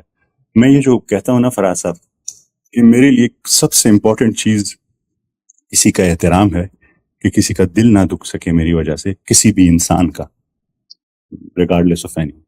وہ یہ پوائنٹ ہے، وہ یہ لاسٹ پوائنٹ ہے جس پہ میں پہنچا ہوں، کہ آپ نے اپنے آپ کو بھی، مومن اسے کہتے ہیں جب آپ روٹ ورڈز کو اسٹڈی کرتے ہیں قرآن، وہ ہے جس کے اندر امن آ جائے، جو اپنی نفس کا، خواہشات کا، ایموشنز کا غلام نہ رہے، جو میں نے آپ کو یہ پورا پروسیس بتایا، اور جس کی وجہ سے باہر امن آ جائے. وہ یتیم کو، مسکین کو، ہر کمزور شخص کو جس پر ظلم ہو رہا ہے اس کے ساتھ کھڑا ہو. یہ وہ چیزیں تھی جو میں نے اس میں سے اٹھائی. مینی ادر تھنگس، پر جو میں آپ کو جو موٹی موٹی چیزیں کہہ لیں وہ بیان کر رہا ہوں. یہ وہ 3 مین چیزیں تھی جو میں ان مائی جرنی میں نے نوٹ ڈاؤن کی کہ ان پہ کام کرنا ہے. تو جو آپ نظام کی بات کر رہے ہیں نا، میرے لیے یہ بہت امپورٹنٹ ہے کہ ہم لوگ جو ویک کمیونٹی ہے، جو کمزور کمیونٹی ہے، اس کے لیے نظام بنا سکیں. میں ابھی بھی شاید بیک اینڈ پہ کوشش کر رہا ہوں کہ کوئی ایسا سیٹ اپ بنا سکے، ہر وہ شخص جس کو ضرورت ہے اس تک پہنچ سکے. میں کوشش کرتا بھی رہوں گا، پر ابھی میں فرسٹ فیز میں چل رہا ہوں، یہ باقی فیز آئیں گے انشاءاللہ. تو آپ نے بڑی تفصیل سے بتایا غور و فکر، عقل کا استعمال، اور پھر اخلاقیات، یعنی کہ کمزور کی مدد، اور جو آپ نے مثال دی فک و رقبہ، جیسے کہ گھاٹی عبورنے کی اس نے، اور گردن چھڑانا وغیرہ. تو یہاں پہ سوال یہ پیدا ہوتا ہے کہ یہاں تک تو حق تک آپ پہنچ گئے، لیکن کیا آپ کے ذہن میں کبھی یہ خیال آیا، یا آپ کے خیال میں، چلے میں آپ کی بات نہیں کرتا، ایک عام سوچنے سمجھنے والے انسان کے لیے کیا یہ ضروری ہے کہ وہ دین اسلام کو ہی مانے، یا یہ جو آپ نے 3-4 چیزیں بتائی ہیں، مطلب یہ بھی تو ہو سکتا ہے نا کہ میں اپنی عقل کا استعمال کروں، مطلب کوئی بھی انسان، اور اس کو سچائی کہیں اور نظر آئے کہ بھائی جو ہے وہ سچائی جو ہے وہ مذہب ایکس میں ہے، یا سچائی جو ہے وہ ایتھیزم میں ہے، میں کسی مذہب کا نام نہیں لے رہا. تو اس کو پھر کبھی آپ پہ، پہلا سوال یہ ہے، کبھی آپ پہ یہ وقت گزرا کہ آپ نے کہا کہ یار لیٹ می سرچ کہ کسی اور مذہب کے پاس کچھ بہتر ہے اس سے، کسی اور آئیڈیالوجی کے پاس، فلسفی کے پاس کچھ بہتر ہے اس سے، یہ آپ کے لیے؟ اور دوسرا سوال یہ کہ عام لوگ اگر اپنی عقل کو استعمال کریں اور وہ اس راہ سے اسلام کے بجائے وہ کہیں گے مجھے کامن جو اخلاقیات ہیں اس پہ عمل کرنا ہے، انسان کی فلاح کے لیے کام کرنا ہے، جھوٹ نہیں بولنا، سچ بولنا ہے، جو انسان شروع سے جانتا ہے، وہ مذہب نے آ کے اسے نہیں بتایا، تو کیا پھر بھی وہ انسان آپ کے لحاظ سے ہدایت یافتہ ہوگا، یا آپ ہدایت کو محصور کرتے ہیں کہ یہ اگر قرآن کریم والا راستہ ہے اس کے عقائد کا، اعمال کا، وہی صرف واحد راستہ ہے، وہی صراط مستقیم ہے، باقی ساری باتیں جو ہیں وہ انسان کو الٹیمیٹلی گمراہی کی طرف لے جاتی ہیں، چاہے تو زندگی میں، چاہے تو موت کے بعد؟ سوری سوال ذرا لمبا ہو گیا. ہاں، دو سوال ہیں بیسیکلی. ایک آپ نے کہا کہ باقی ریلیجنز بھی تو ہو سکتے ہیں، وہ بھی یہ کہہ سکتے ہیں کہ یہ صحیح راستہ ہے. کیا آپ نے کبھی میں نے کمپیریٹیو ریلیجن ایک حد تک اسٹڈی کیا ہے. جو چیزیں میں اسٹڈی کرنا چاہتا تھا اس حد تک میں نے ہندوازم بھی اسٹڈی کیا ہے, کرسچینٹی بھی اسٹڈی کیا ہے, جیوز کو بھی اسٹڈی کیا ہے, یہودیت کو بھی اسٹڈی کیا ہے. اور مجھے جو میری فائنڈنگز ہیں وہ میری فائنڈنگز ہیں, وہ ٹھیک غلط دونوں ہو سکتی ہے. جی جی بالکل. میری طرف سے تمام ریلیجنز بیسکلی نکلی ایک ہی جگہ سے ہیں, اور وہ حضرت آدم علیہ السلام سے اسلام سٹارٹ ہوا ہے, حضرت محمد صلی اللہ علیہ وآلہ وسلم سے نہیں, وہاں سے سٹارٹ ہوا. بیچ میں پیغمبر آتے رہے ہیں, کتابیں آتی رہی ہیں, واللہ عالم. میں نے جتنی اسٹڈی کی ہے ہندوازم کے پاس بھی آئی ہیں, کتابیں آئی ہیں, میرے خیال میری جو انڈرسٹینڈنگ, اور اسی طرح باقی کا ہمیں معلوم ہے. پر مجھے میری جو اسٹڈی ہے مجھے لگا وہ بیسک کامن میسج سب میں سیم ہے, پر وہ ڈائیورٹ کرتے گئے کچھ پوائنٹس پہ, کسی نہ کسی پوائنٹ پہ ڈائیورٹ کرتے گئے. وہ میں نے اپنے پاس نوٹ ڈاؤن کیے کہ یہ پوائنٹ ہے, یا یہ میرے لحاظ سے یہ وہ جگہ تھی جہاں یہ ڈائیورٹ کر گئی, یہ جگہ تھی جہاں یہ ڈائیورٹ کر گئی. تو یہ تمام کی روٹس ایک ہیں, چونکہ بیچ میں ڈائیورجن ہوتی رہی ہے تو نکلتے گئے. مجھے لگتا ہے کہ کوئی بھی شخص سچ کی تلاش میں ہوگا اور جنون سچ کی تلاش میں ہوگا, وہ پہنچے گا صحیح ڈائریکشن پہ. اس کو میں نے کی ہے اپنی ڈائریکشن, مجھے یہ ڈائریکشن ملی ہے. اب ہر ایک شخص اپنے مطابق کرے گا, اس کی اپنی اکاؤنٹیبلٹی ہوگی, اس کو پتا ہے, ہر ایک اپنے دل کو پتا ہے اسے کہ وہ جنونلی کر رہا ہے یا جنونلی نہیں کر رہا ہے, وہ صحیح جگہ پہ پہنچے گا. میں احترام تمام ریلیجنس کا کرتا ہوں, پر میری اسٹڈی کے مطابق ہاں یہاں پہ ڈائیورژن ہوئی ہے, یہاں پہ ڈائیورژن ہوئی ہے, یہاں پہ ڈائیورژن ہوئی ہے, یہ ڈائیورژن نہیں ہونی چاہیے تھی. روٹس میں سیم سمجھتا ہوں کہ وہ سیم ہے. تو یہ میرا کمپیریٹیو ریلیجن کے لحاظ سے جو میری انالیسز ہے یا میری ریسرچ ہے, وہ ایک بہت لمبا ٹاپک ہے کہ یہاں پہ یہ ڈائیورژن ایسے بھی ہے, یا پھر وہ ایک بہت ہی ڈیٹیل ٹاپک ہے. تو وہ اسٹڈی میں نے کی ہے, اپنے حد تک سمجھنے کی کوشش کی ہے کہ یہ بھی ہو سکتا, کیوں یہ نہیں ہو سکتا, کیوں یہ نہیں ہو سکتا. دوسری بات اس میں جو آپ کو بتاؤں فراز صاحب, میں نے قرآن کریم کو نعوذ باللہ شک کی نظر سے نہیں پر ٹیسٹ کیا ہے. اس نے ایک بات کہی ہے, یہ بات ہے, کیا یہ بات پروف ہوتی ہے؟ کیونکہ میرا ایریا زیادہ سائنٹیفک تھا یا ہسٹورک کم تھا, میں نے چیک کیا ہے ان باتوں کو, اور میں حیران رہ جاتا تھا. یہ میں آپ کو اپنی بڑی جینون فیلنگ بتا رہا ہوں, میں بھی آپ رونگٹے کھڑے ہو جاتے تھے میرے ان باتوں کو جب میں اپنی ریسرچ کرتا تھا. مجھے کبھی کبھی نیند نہیں آتی تھی, میں اس بات مجھے چھوڑتی نہیں تھی, میں بیٹھا رہتا تھا, ڈھونڈتا رہتا تھا. اور باعث نہیں کہ نہیں بس ڈھونڈنا ہے, میں کہتا تھا کہ یہ کیا ہے, اس کو ذرا میں سمجھوں. اور جب میں سمجھتا تھا تو مجھ پہ رونگٹے کھڑے ہو جاتے. وہ ڈوپامین کا رش میں آپ کو بیان نہیں کر سکتا جب وہ اس ٹائم آتا تھا. تو میں نے وہ بھی چیک لسٹ اپنے پاس بنائی ہے کہ ہاں یہ دیکھو یہ بات ہے, یہ قرآن کریم نے کہا, یہ پروون ہے, یہ کہا, یہ کسی اور بک میں نہیں ہو سکتی. وہ اگین میری پوری سیریز پوری باتیں ہیں اس پہ کہ وہ کیا تھی. تو یہ دو باتیں ایسی تھی جس پہ میں نے ڈیسائیڈ کیا کہ یہ وہ صحیح راستہ ہے جس پہ ہمیں جانا چاہیے. اور میں جس کو میں چاہتا ہوں کہ لے کے آؤں, اسے بھی میں یہی میسج رکھوں گا کہ یہ اچھا ہے, اس کی طرف آئیں, یہ ریزن.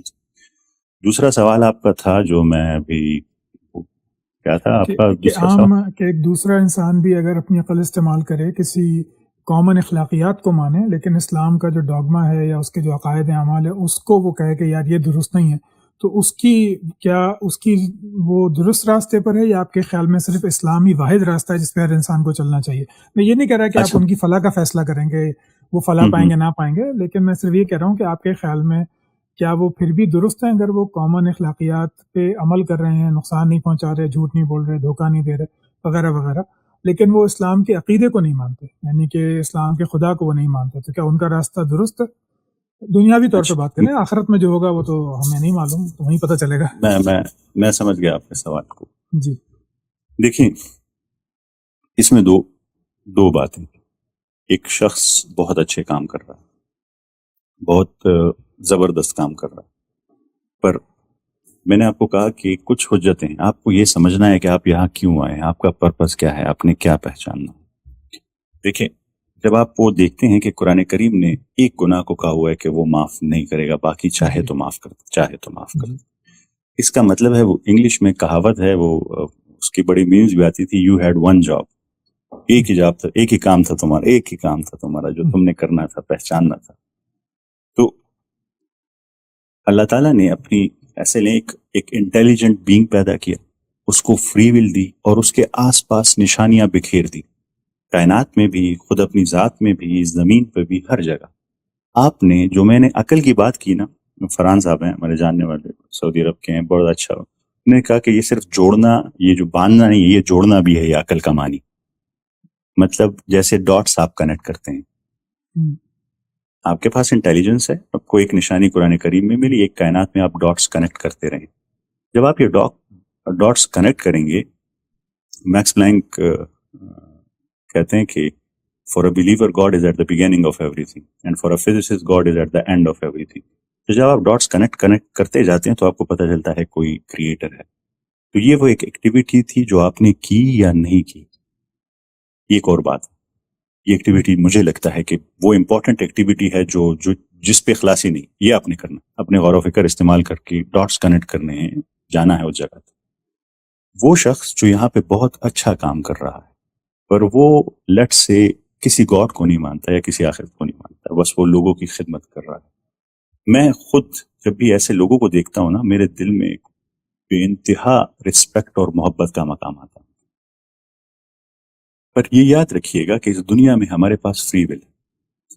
فری ول سے مراد یہ ہے کہ وہ بہت بہترین کام کر رہا ہے، پر اس کے پاس یہ اختیار ہے کہ وہ اس اچھے کام کا اگر کوئی ریٹرن مانگتا ہے تو وہ آخرت میں مانگتا ہے یا اس دنیا میں مانگتا ہے، یا وہ مانگتا بھی نہیں ہے، پر چونکہ وہ مان نہیں رہا تو وہ یہ سارا ریٹرن دنیا میں ہی مطلب چاہتا ہے کہ اسے مل جائے یا نہ بھی ملے، پر جو اگر کریٹر ہے تو وہ اس کو وہیں پہ سفائز کر دے گا، اس کو اس کی جو ضرورت ہے دے دے گا.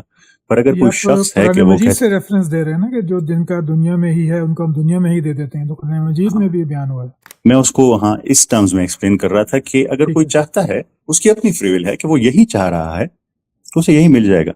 کوئی چاہتا ہے کہ ربنا آتنا فی الدنیا حسنۃ وفی الآخرۃ حسنۃ وقنا عذاب، وہ دنیا بھی چاہتا ہے اور آخرت میں بھی، دونوں میں بھی کامیابی چاہتا ہے اسے. تو آپ کے پاس اختیار ہے، آپ اچھے کام کریں، بہت اچھے کام کریں، آپ کو یہیں پہ اس کا سارا ریٹرن مل جائے گا.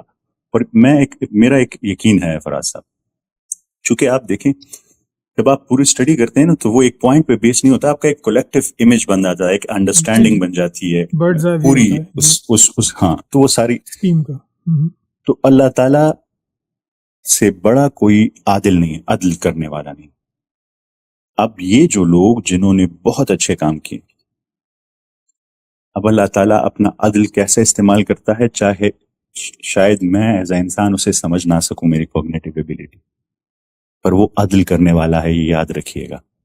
اگر ایک شخص جس نے بہت اچھے کام کیے ہیں اور روز محشر اللہ تعالیٰ کے سامنے کھڑے ہو کہ میں نے آپ کی انسانیت کی اتنی خدمت کی ہے، اللہ تعالیٰ عدل کرنے والا ہے.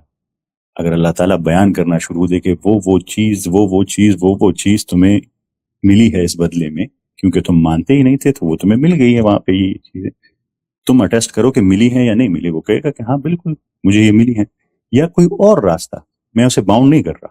اللہ تعالیٰ رحمان الرحیم ہے، غفور الرحیم ہے، بہت بڑا بادشاہ ہے، عادل ہے، انصاف کرنے والا ہے. تو میرا یہ یقین ہے کہ وہ انصاف کرے گا ہر ایک شخص کے ساتھ. کیسے کرے گا وہ میری کوگنیٹو ایبیلٹی سے شاید باہر ہو، پر وہ انصاف کرے گا، وہ انصاف کرنے والا ہے. تو مطلب یہ کہ اگر میں آپ کی بات صحیح سمجھاؤں کہ دنیا میں کوئی نیک کام کر رہا ہے تو بہت اچھی بات ہے، لیکن اس کا بنیادی کام یہ تھا یا ہونا چاہیے کہ وہ غور و فکر کر کے کم سے کم توحید تک پہنچ جائے کہ کریٹر جو ہے وہ اس کائنات کا موجود ہے. اور پھر اگر آپ آخرت میں یاد کریں تو میں نے جو اگر یاد کریں تو میں نے بیان بھی ایسے کیا کہ میں یہ تو وہ تب آیا جب آپ نے کانٹریکٹ کیا کہ ہاں میں پہنچ گیا ہوں رب تک، رب ہے اور وہ میں اس کو فالو کروں. دیکھیں اس میں ایک اور بات بھی ہے فراز صاحب، آپ ایک کام کو بہت اچھا سمجھتے ہیں کسی ٹائم پہ، پر میں اور آپ تو یہ مانیں گے نا کہ میں بھی، فراز صاحب بھی، یا کوئی اور بھی، کیا ہمارے پاس پرفیکٹ نالج ہے؟ نہیں، پرفیکٹ نالج انسان کے پاس پرفیکٹ نالج ہو سکتی ہے؟ نہیں ہو سکتی ہے. تو دیکھیے آج ہمیں جو چیزیں پتہ چل رہی ہیں کہ اچھی ہیں یا بری ہیں، شاید آج سے 50 سال بعد سب کو اچھا سمجھا جا رہا ہو، یہ کھاؤ یہ بڑی اچھی چیز ہے، پر شاید وہ بعد میں پتہ چلا کہ بہت بری چیز تھی، ہمیں پتہ نہیں تھا. ایسا ہوتا ہے. اسموکنگ تھی پہلے سمجھا جاتا تھا کہ بڑے فائدے ہیں اس کے، اب جو ہے ہم کہتے ہیں کہ چھوڑ دو، کینسر ہوتا ہے. جی بالکل ایسے بہت سارے فوڈ آئٹمز ہیں جو پہلے بڑے اچھے سمجھے جاتے تھے، اب پتہ چلا کہ اس کے بہت سارے نقصانات ہیں، ان سے بچا جاتا ہے، ڈاکٹر پرسکرائب کرتے ہیں مت یوز کرو. تو ہم لوگ انسان، جیسے میں ایک تھیسٹ ہوں، میں ایک مسلمان ہوں، میں مانتا ہوں کہ ایک ذات ہے جس کے پاس پرفیکٹ نالج ہے. تو اگر اس نے کچھ پیرامیٹر سیٹ کیے ہیں تو اس کے پاس اس کو آگے کا بھی علم ہے, اس کو پیچھے کا بھی علم ہے. چونکہ میں اس ڈیسٹینیشن پر پہنچ گیا ہوں اپنی ریسرچ کے بعد کہ وہ ہے, تو پھر مجھے اس پہ ٹرسٹ کرنا ہوگا کہ ہاں یہ باتیں ٹھیک ہیں.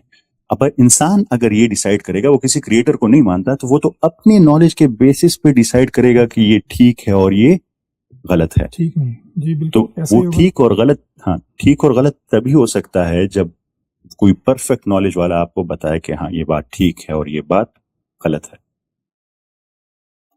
تو لیکن پھر اس میں انسان مکلف کیسے ہوگا؟ مطلب جیسے کہ میں آپ سے اس لیے ذرا اس پہ گفتگو زیادہ کر رہا ہوں کہ اب میرا تجربہ یوٹیوب میں نے سٹارٹ کیا ہے 25 اپریل 2025 میں, تو اس کے بعد سے بہت زیادہ لوگ اب آتے ہیں. تو مجھے بہت زیادہ جیسے ہندو لوگ جو ہوتے ہیں ان کی بہت ای میلز آتی ہیں, میسیجز آتے ہیں, اور وہ مجھے ویسے ہی مومن دکھتے ہیں اپنے دین میں جیسے کبھی میں خود تھا. وہ بالکل سیٹ ہیں اس کے اوپر کہ یہی ہے. جیسے سناتن دھرم والے جو ہیں ان کی بڑی کہ ویداز میں یہ ہے, ویداز میں وہ ہے, وہ بڑی مومنانہ شان سے وہ باتیں کرتے ہیں. مومنانہ شان سے مرادی کنوکشن کے ساتھ وہ باتیں کرتے ہیں.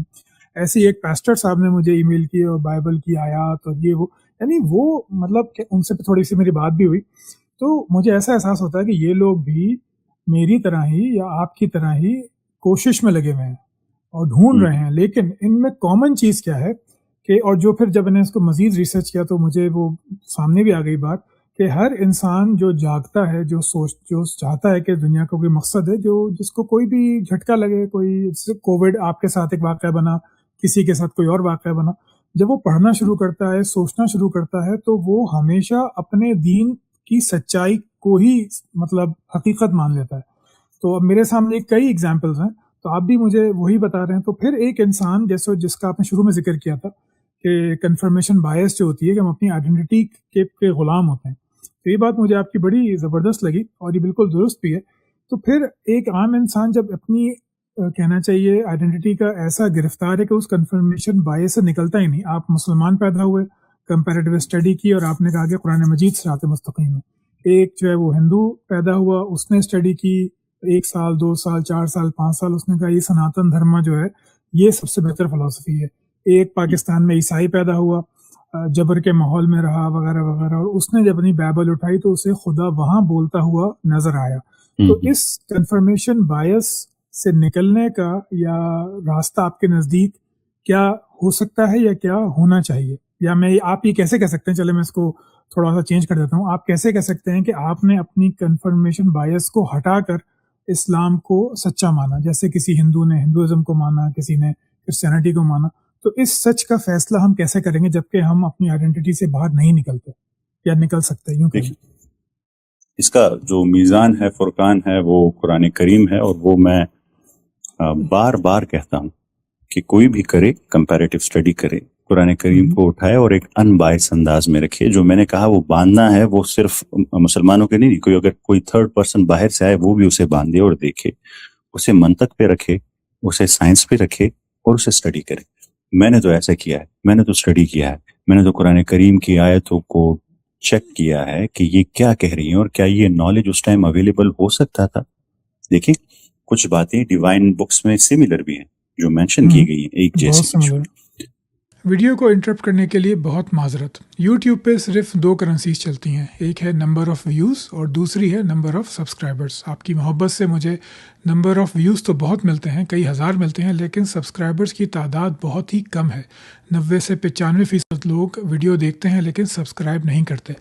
میری آپ سے بہت گزارش ہے کہ آپ میرے چینل کو سبسکرائب کیجئے تاکہ پھر میں زیادہ سے زیادہ اور بڑے سے بڑے علماء کو, اسپیشلسٹ کو بلا سکوں.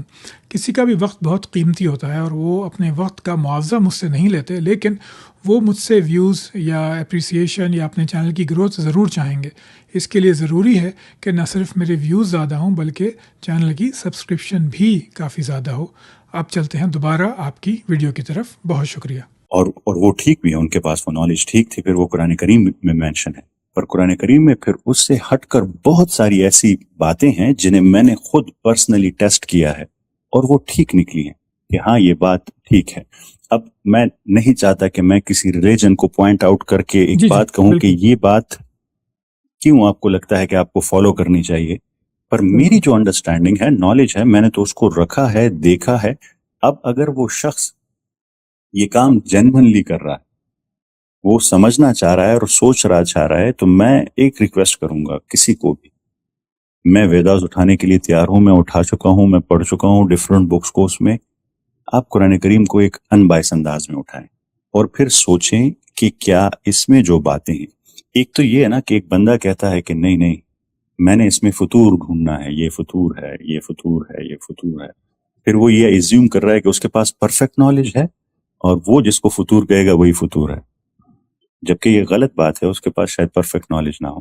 پر وہ چیک کریں وہ باتیں جسے وہ اپنی کوگنیٹو ایبیلٹی سے چیک کر سکتا ہے کہ کیا یہ باتیں ایک عام انسان کو 1400 سال پہلے پتا ہو چکی تھی.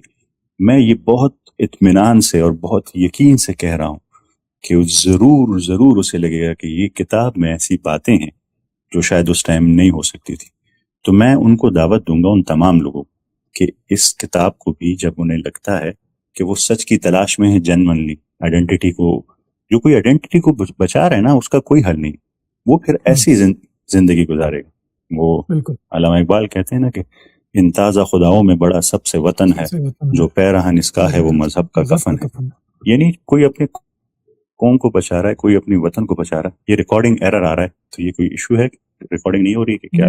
ریکارڈنگ تو ہو رہی ہے, میرے پاس آ رہا ہے ریکارڈنگ ایرر ریڈ کلر کا لکھا ہوا ہے, آپ دیکھ لیں اپنے پاس کنفرم ہے آ رہا ہے, کیونکہ میرے پاس ریکارڈنگ میری سائٹ کی بھی ریکارڈنگ ہو رہی ہے. ٹھیک ہے, میں نے تو ریکارڈنگ آن نہیں کی, پر آپ سے پوچھ رہا تھا کہ نہیں میرے پاس ہو رہی ہے. ٹھیک ہے, تو میں ان شارٹ ان سب کو یہی دعوت دوں گا کہ اگر آپ جینونلی سچ کی تلاش میں ہیں تو پھر آپ پڑھیں اسے بھی, اور بالکل ایک ان بائس مائنڈ سیٹ کے ساتھ پڑھیں. میری جو نالج ہے, ریسرچ ہے, میری لمیٹڈ بھی ہو سکتی ہے, پر میری جتنی ہے ضرور آپ کو لگے گا کہ یہ پاسبل ہی نہیں, یہ کوئی انسان یہ کتاب 1400 سال پہلے لکھ سکتا. ٹھیک ہو گیا. تو ابھی کچھ عرصے پہلے میں نے آپ کی ایک ویڈیو دیکھی تھی جس میں آپ پاکستان میں بڑھتے ہوئے ایتھیزم پہ بات کر رہے تھے, کچھ اعداد و شمار بھی آپ نے پیش کیے تھے. تو اب چونکہ آپ کا سوشل میڈیا پہ کافی رابطہ ہے, آپ یونیورسٹیز میں بھی جاتے ہیں, لوگوں سے بھی ملتے ہیں, تو آپ کے خیال میں اس ایتھیزم کی پھیلنے کی نوجوانوں میں خاص طور پہ پاکستان میں کیا وجوہات ہو سکتی ہیں, کیوں اتنی تیزی سے پھیل رہا ہے؟ مین ریزن میں آپ کو بتاتا ہوں. جی, ہمارے رویے, ہم مسلمانوں کے رویے, ہماری کم علمی. مجھ سے ایک صاحب ملنے آئے, میں نام نہیں لوں, مجھے کہتے ہیں کہ میرا 8 سال کا بیٹا آ کے مجھ سے ایک سوال پوچھتا ہے, میرے پاس اس کا جواب ہی نہیں. میں نے انہیں بتایا کہ اس کا تو اتنا خوبصورت جواب ہے کہ آپ اسے جواب دیتے تو وہ آپ کا بچہ جو ہے پھر نماز دل سے پڑھنا شروع کر دیتا. آپ نے جواب کیوں نہیں دیا؟ تو انہوں نے کہا مجھے تو نہیں پتا تھا یہ بات. تو جواب میں انہوں نے کیا کیا, اسے غصہ کیا, سختی کی اس پہ.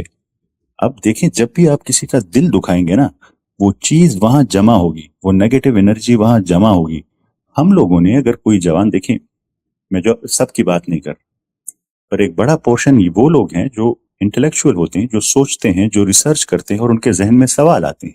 اب وہ سوال لے کے بڑے جینون انداز میں جاتے ہیں کسی کے پاس کہ یہ بات مجھے تنگ کر رہی ہے, مجھے اس کا جواب دیں. ہم جواب میں کیا کرتے ہیں, ایک تو ہمارے پاس علم نہیں ہے کیونکہ ہم نے غور و فکر اور ریسرچ چھوڑ دیا ہے, تو ہم لوگ جواب تو نہیں دے سکتے, پر چاہتے بھی یہ کہ یہ پھر اس نے یہ سوال کیسے سوچ لیا ہے.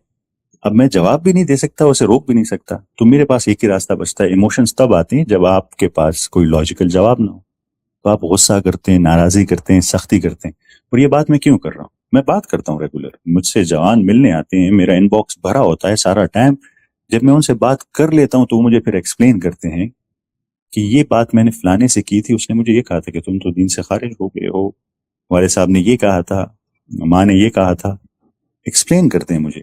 ہمارے جو رویے ہیں نا, ایک بچہ آپ کے پاس آیا تو میں ابھی, دیکھیں فراز صاحب, میں آپ کی قدر کیوں کرتا ہوں, آپ کو اللہ تعالیٰ نے بہت اچھے اخلاق دی بات کرنے کا. میں چاہتا ہوں کہ ایک ایسا ماحول بنے جس میں ڈفرنس آف اوپینین ہو پر احترام ہو, اخلاق. اور آپ کی اسی چیز کی وجہ سے میں صرف آپ کو نہیں, اپنے آپ کو اور آپ کے ارد گرد جتنے لوگ ہیں سب کو گناہگار ٹھہراتا ہوں کہ ایک انٹلیکچوئل مائنڈ تھا, شاید اس کے ذہن میں کوئریز تھی. اگر کوئی اچھا ذہن اس کے ساتھ بیٹھتا, اس سے بات کرتا, اسے سمجھانے کی کوشش کرتا, تو شاید ڈفرینٹ بھی ہو سکتا تھا. اللہ عالم, یہ میں آپ کو ایز این ایگزامپل بتا رہا ہوں, مطلب ناٹ یو, ایوری باڈی. تو اس سے اگر ایسے بات کی جاتی تو میرا جتنا اندازہ ہوا, مجھے جتنا پتا چلا, چونکہ ہم ان دا ایج آف انفارمیشن ہے, اب انفارمیشن ہر کسی کو ایبنڈنس میں ملے گی اور ہر جگہ سے ملے گی اور ہر طرح کی ملے گی.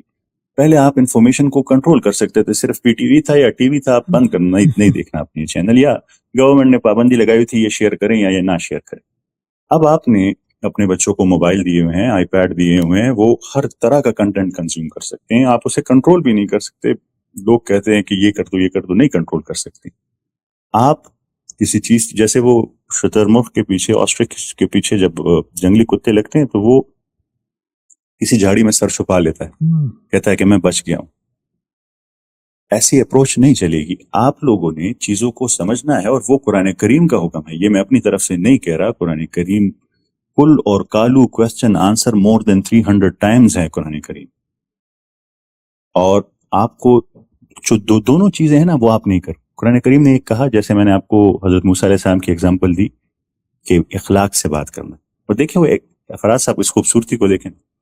یہ بھی ہو سکتا تھا کہ اس سے زیادہ نرمی سے اس لیے بات کرنا, بادشاہ ہے, مطلب اس کے پاس ادھر دنیاوی لحاظ سے طاقت ہے, نہیں, ریزن بیان کیا گیا. نرمی سے بات اس لیے کرنا کہ اسے ہدایت مل سکے, ہاں, کہ اس کی ہدایت کا ذریعہ بن سکے. تو یعنی بات تبھی دل میں اترے گی جب آپ نرمی سے کریں گے.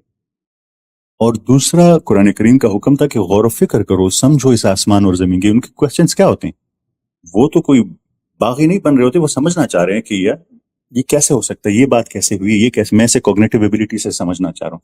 تو اگر آپ وہ چیز شاید متشابہات میں ہو, اس ٹائم آپ کو سمجھ نہیں ہو, پر آپ اسے 10 چیزیں اور سمجھا دیں, وہ 10 چیزیں وہ سمجھ جائے گا کہ ہاں یہ بات ٹھیک ہے, یہ بات ٹھیک ہے, یہاں شاید ابھی ہماری نالج نہیں پہنچی, ہم اسے ابھی ڈیکوڈ نہیں کر سکتے, اس کو ہم بعد میں ڈیکوڈ کریں.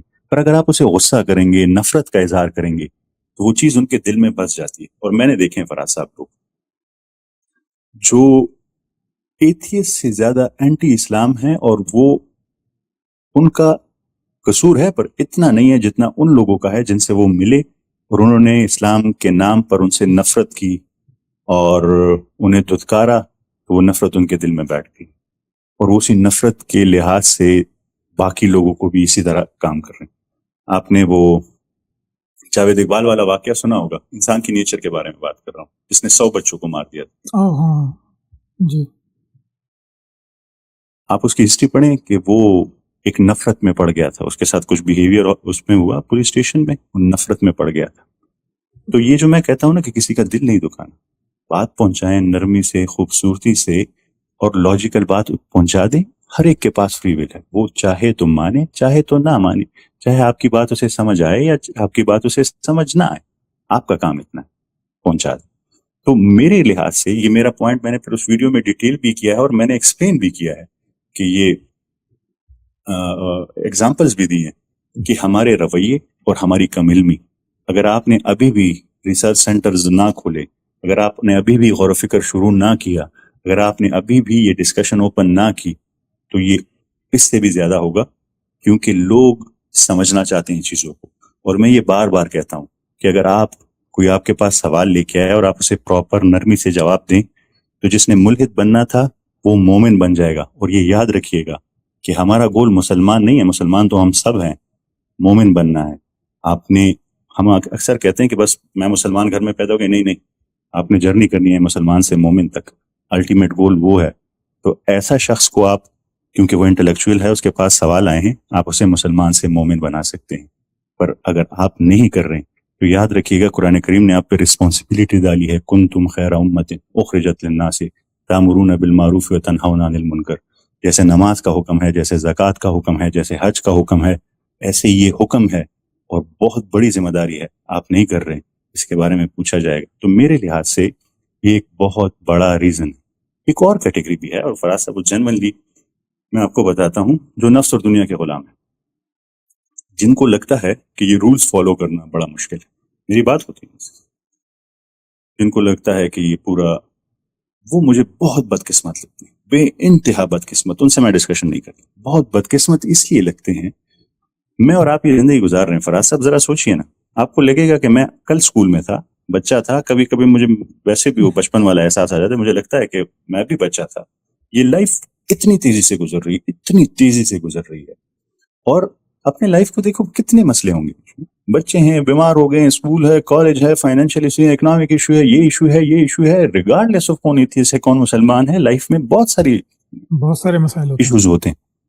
تو بالکل. اگر کوئی سچ جان کر بھی صرف اسے لگتا ہے کہ یار میں یہ رولس فالو کروں گا، یہ کام کروں گا، ایسے کرنا پڑے گا، ایسے کرنا پڑے گا، یہ کیٹیگری جو ہے نا، یہ میرے لحاظ سے بے انتہا بدقسمت ہے. ان کو بھی میں نفرت تو نہیں کرتا، پر میں ان سے بات نہیں کرتا. میں اس لیے بات نہیں کرتا کہ انہوں نے اپنا ڈیسیجن کر لیا ہے جو بہت برا ڈیسیجن ہے، میرے خیال میں بے انتہا غلط ڈیسیجن ہے. پر ایسی کیٹیگری بھی ہے. میں جو محنت کر رہا ہوں اور جن کو میں قدر کی نگاہ سے دیکھتا ہوں اور واپس لانا چاہتا ہوں، وہ لوگ ہیں جو ہمارے رویوں کی وجہ سے اور علم کی کمی کی وجہ سے چلے گئے. میں چاہتا ہوں کہ انہیں پیار سے، دلیل سے واپس لا سکوں. ٹھیک ہو گیا. آپ کی بات تو درست ہے، لیکن یہاں پہ تھوڑا سا جو میں کہنا چاہیے سوال میرے ذہن میں پیدا ہو رہے ہیں وہ یہ ہے کہ قرآن مجید کی حقانیت پہ چلیں، ٹھیک ہے، ایک ہائپوتھیٹیکل ایکسپیریمنٹ میں کہ بھائی کوئی انسان تھا، اس کو مسائل تھے، وہ آپ سے ملا یا کسی اور سے ملا اور جو ہے وہ اس کا قرآن اللہ کا کلام ہے، ٹھیک ہے، ہو گئی بات. لیکن پھر ان لوگوں کا کیا جو میرے تجربے میں، کیونکہ میرا تو زیادہ تر واسطہ ایتھیسٹ سے ہی پڑتا ہے، وہ خدا کے وجود وغیرہ سے کم اور اسلام کا جو سماجی رویہ ہے اس سے زیادہ متنفر ہوتے ہیں. خواتین کی ایک بہت بڑی تعداد ہے، بچوں کی ایک بہت بڑی تعداد ہے. بچوں سے میری مراد ہے جو بھی بالغ نہیں ہوئے، لیکن یہ کہ 17 سال کے ہیں، 16 سال کے ہیں، 15 سال کے ہیں.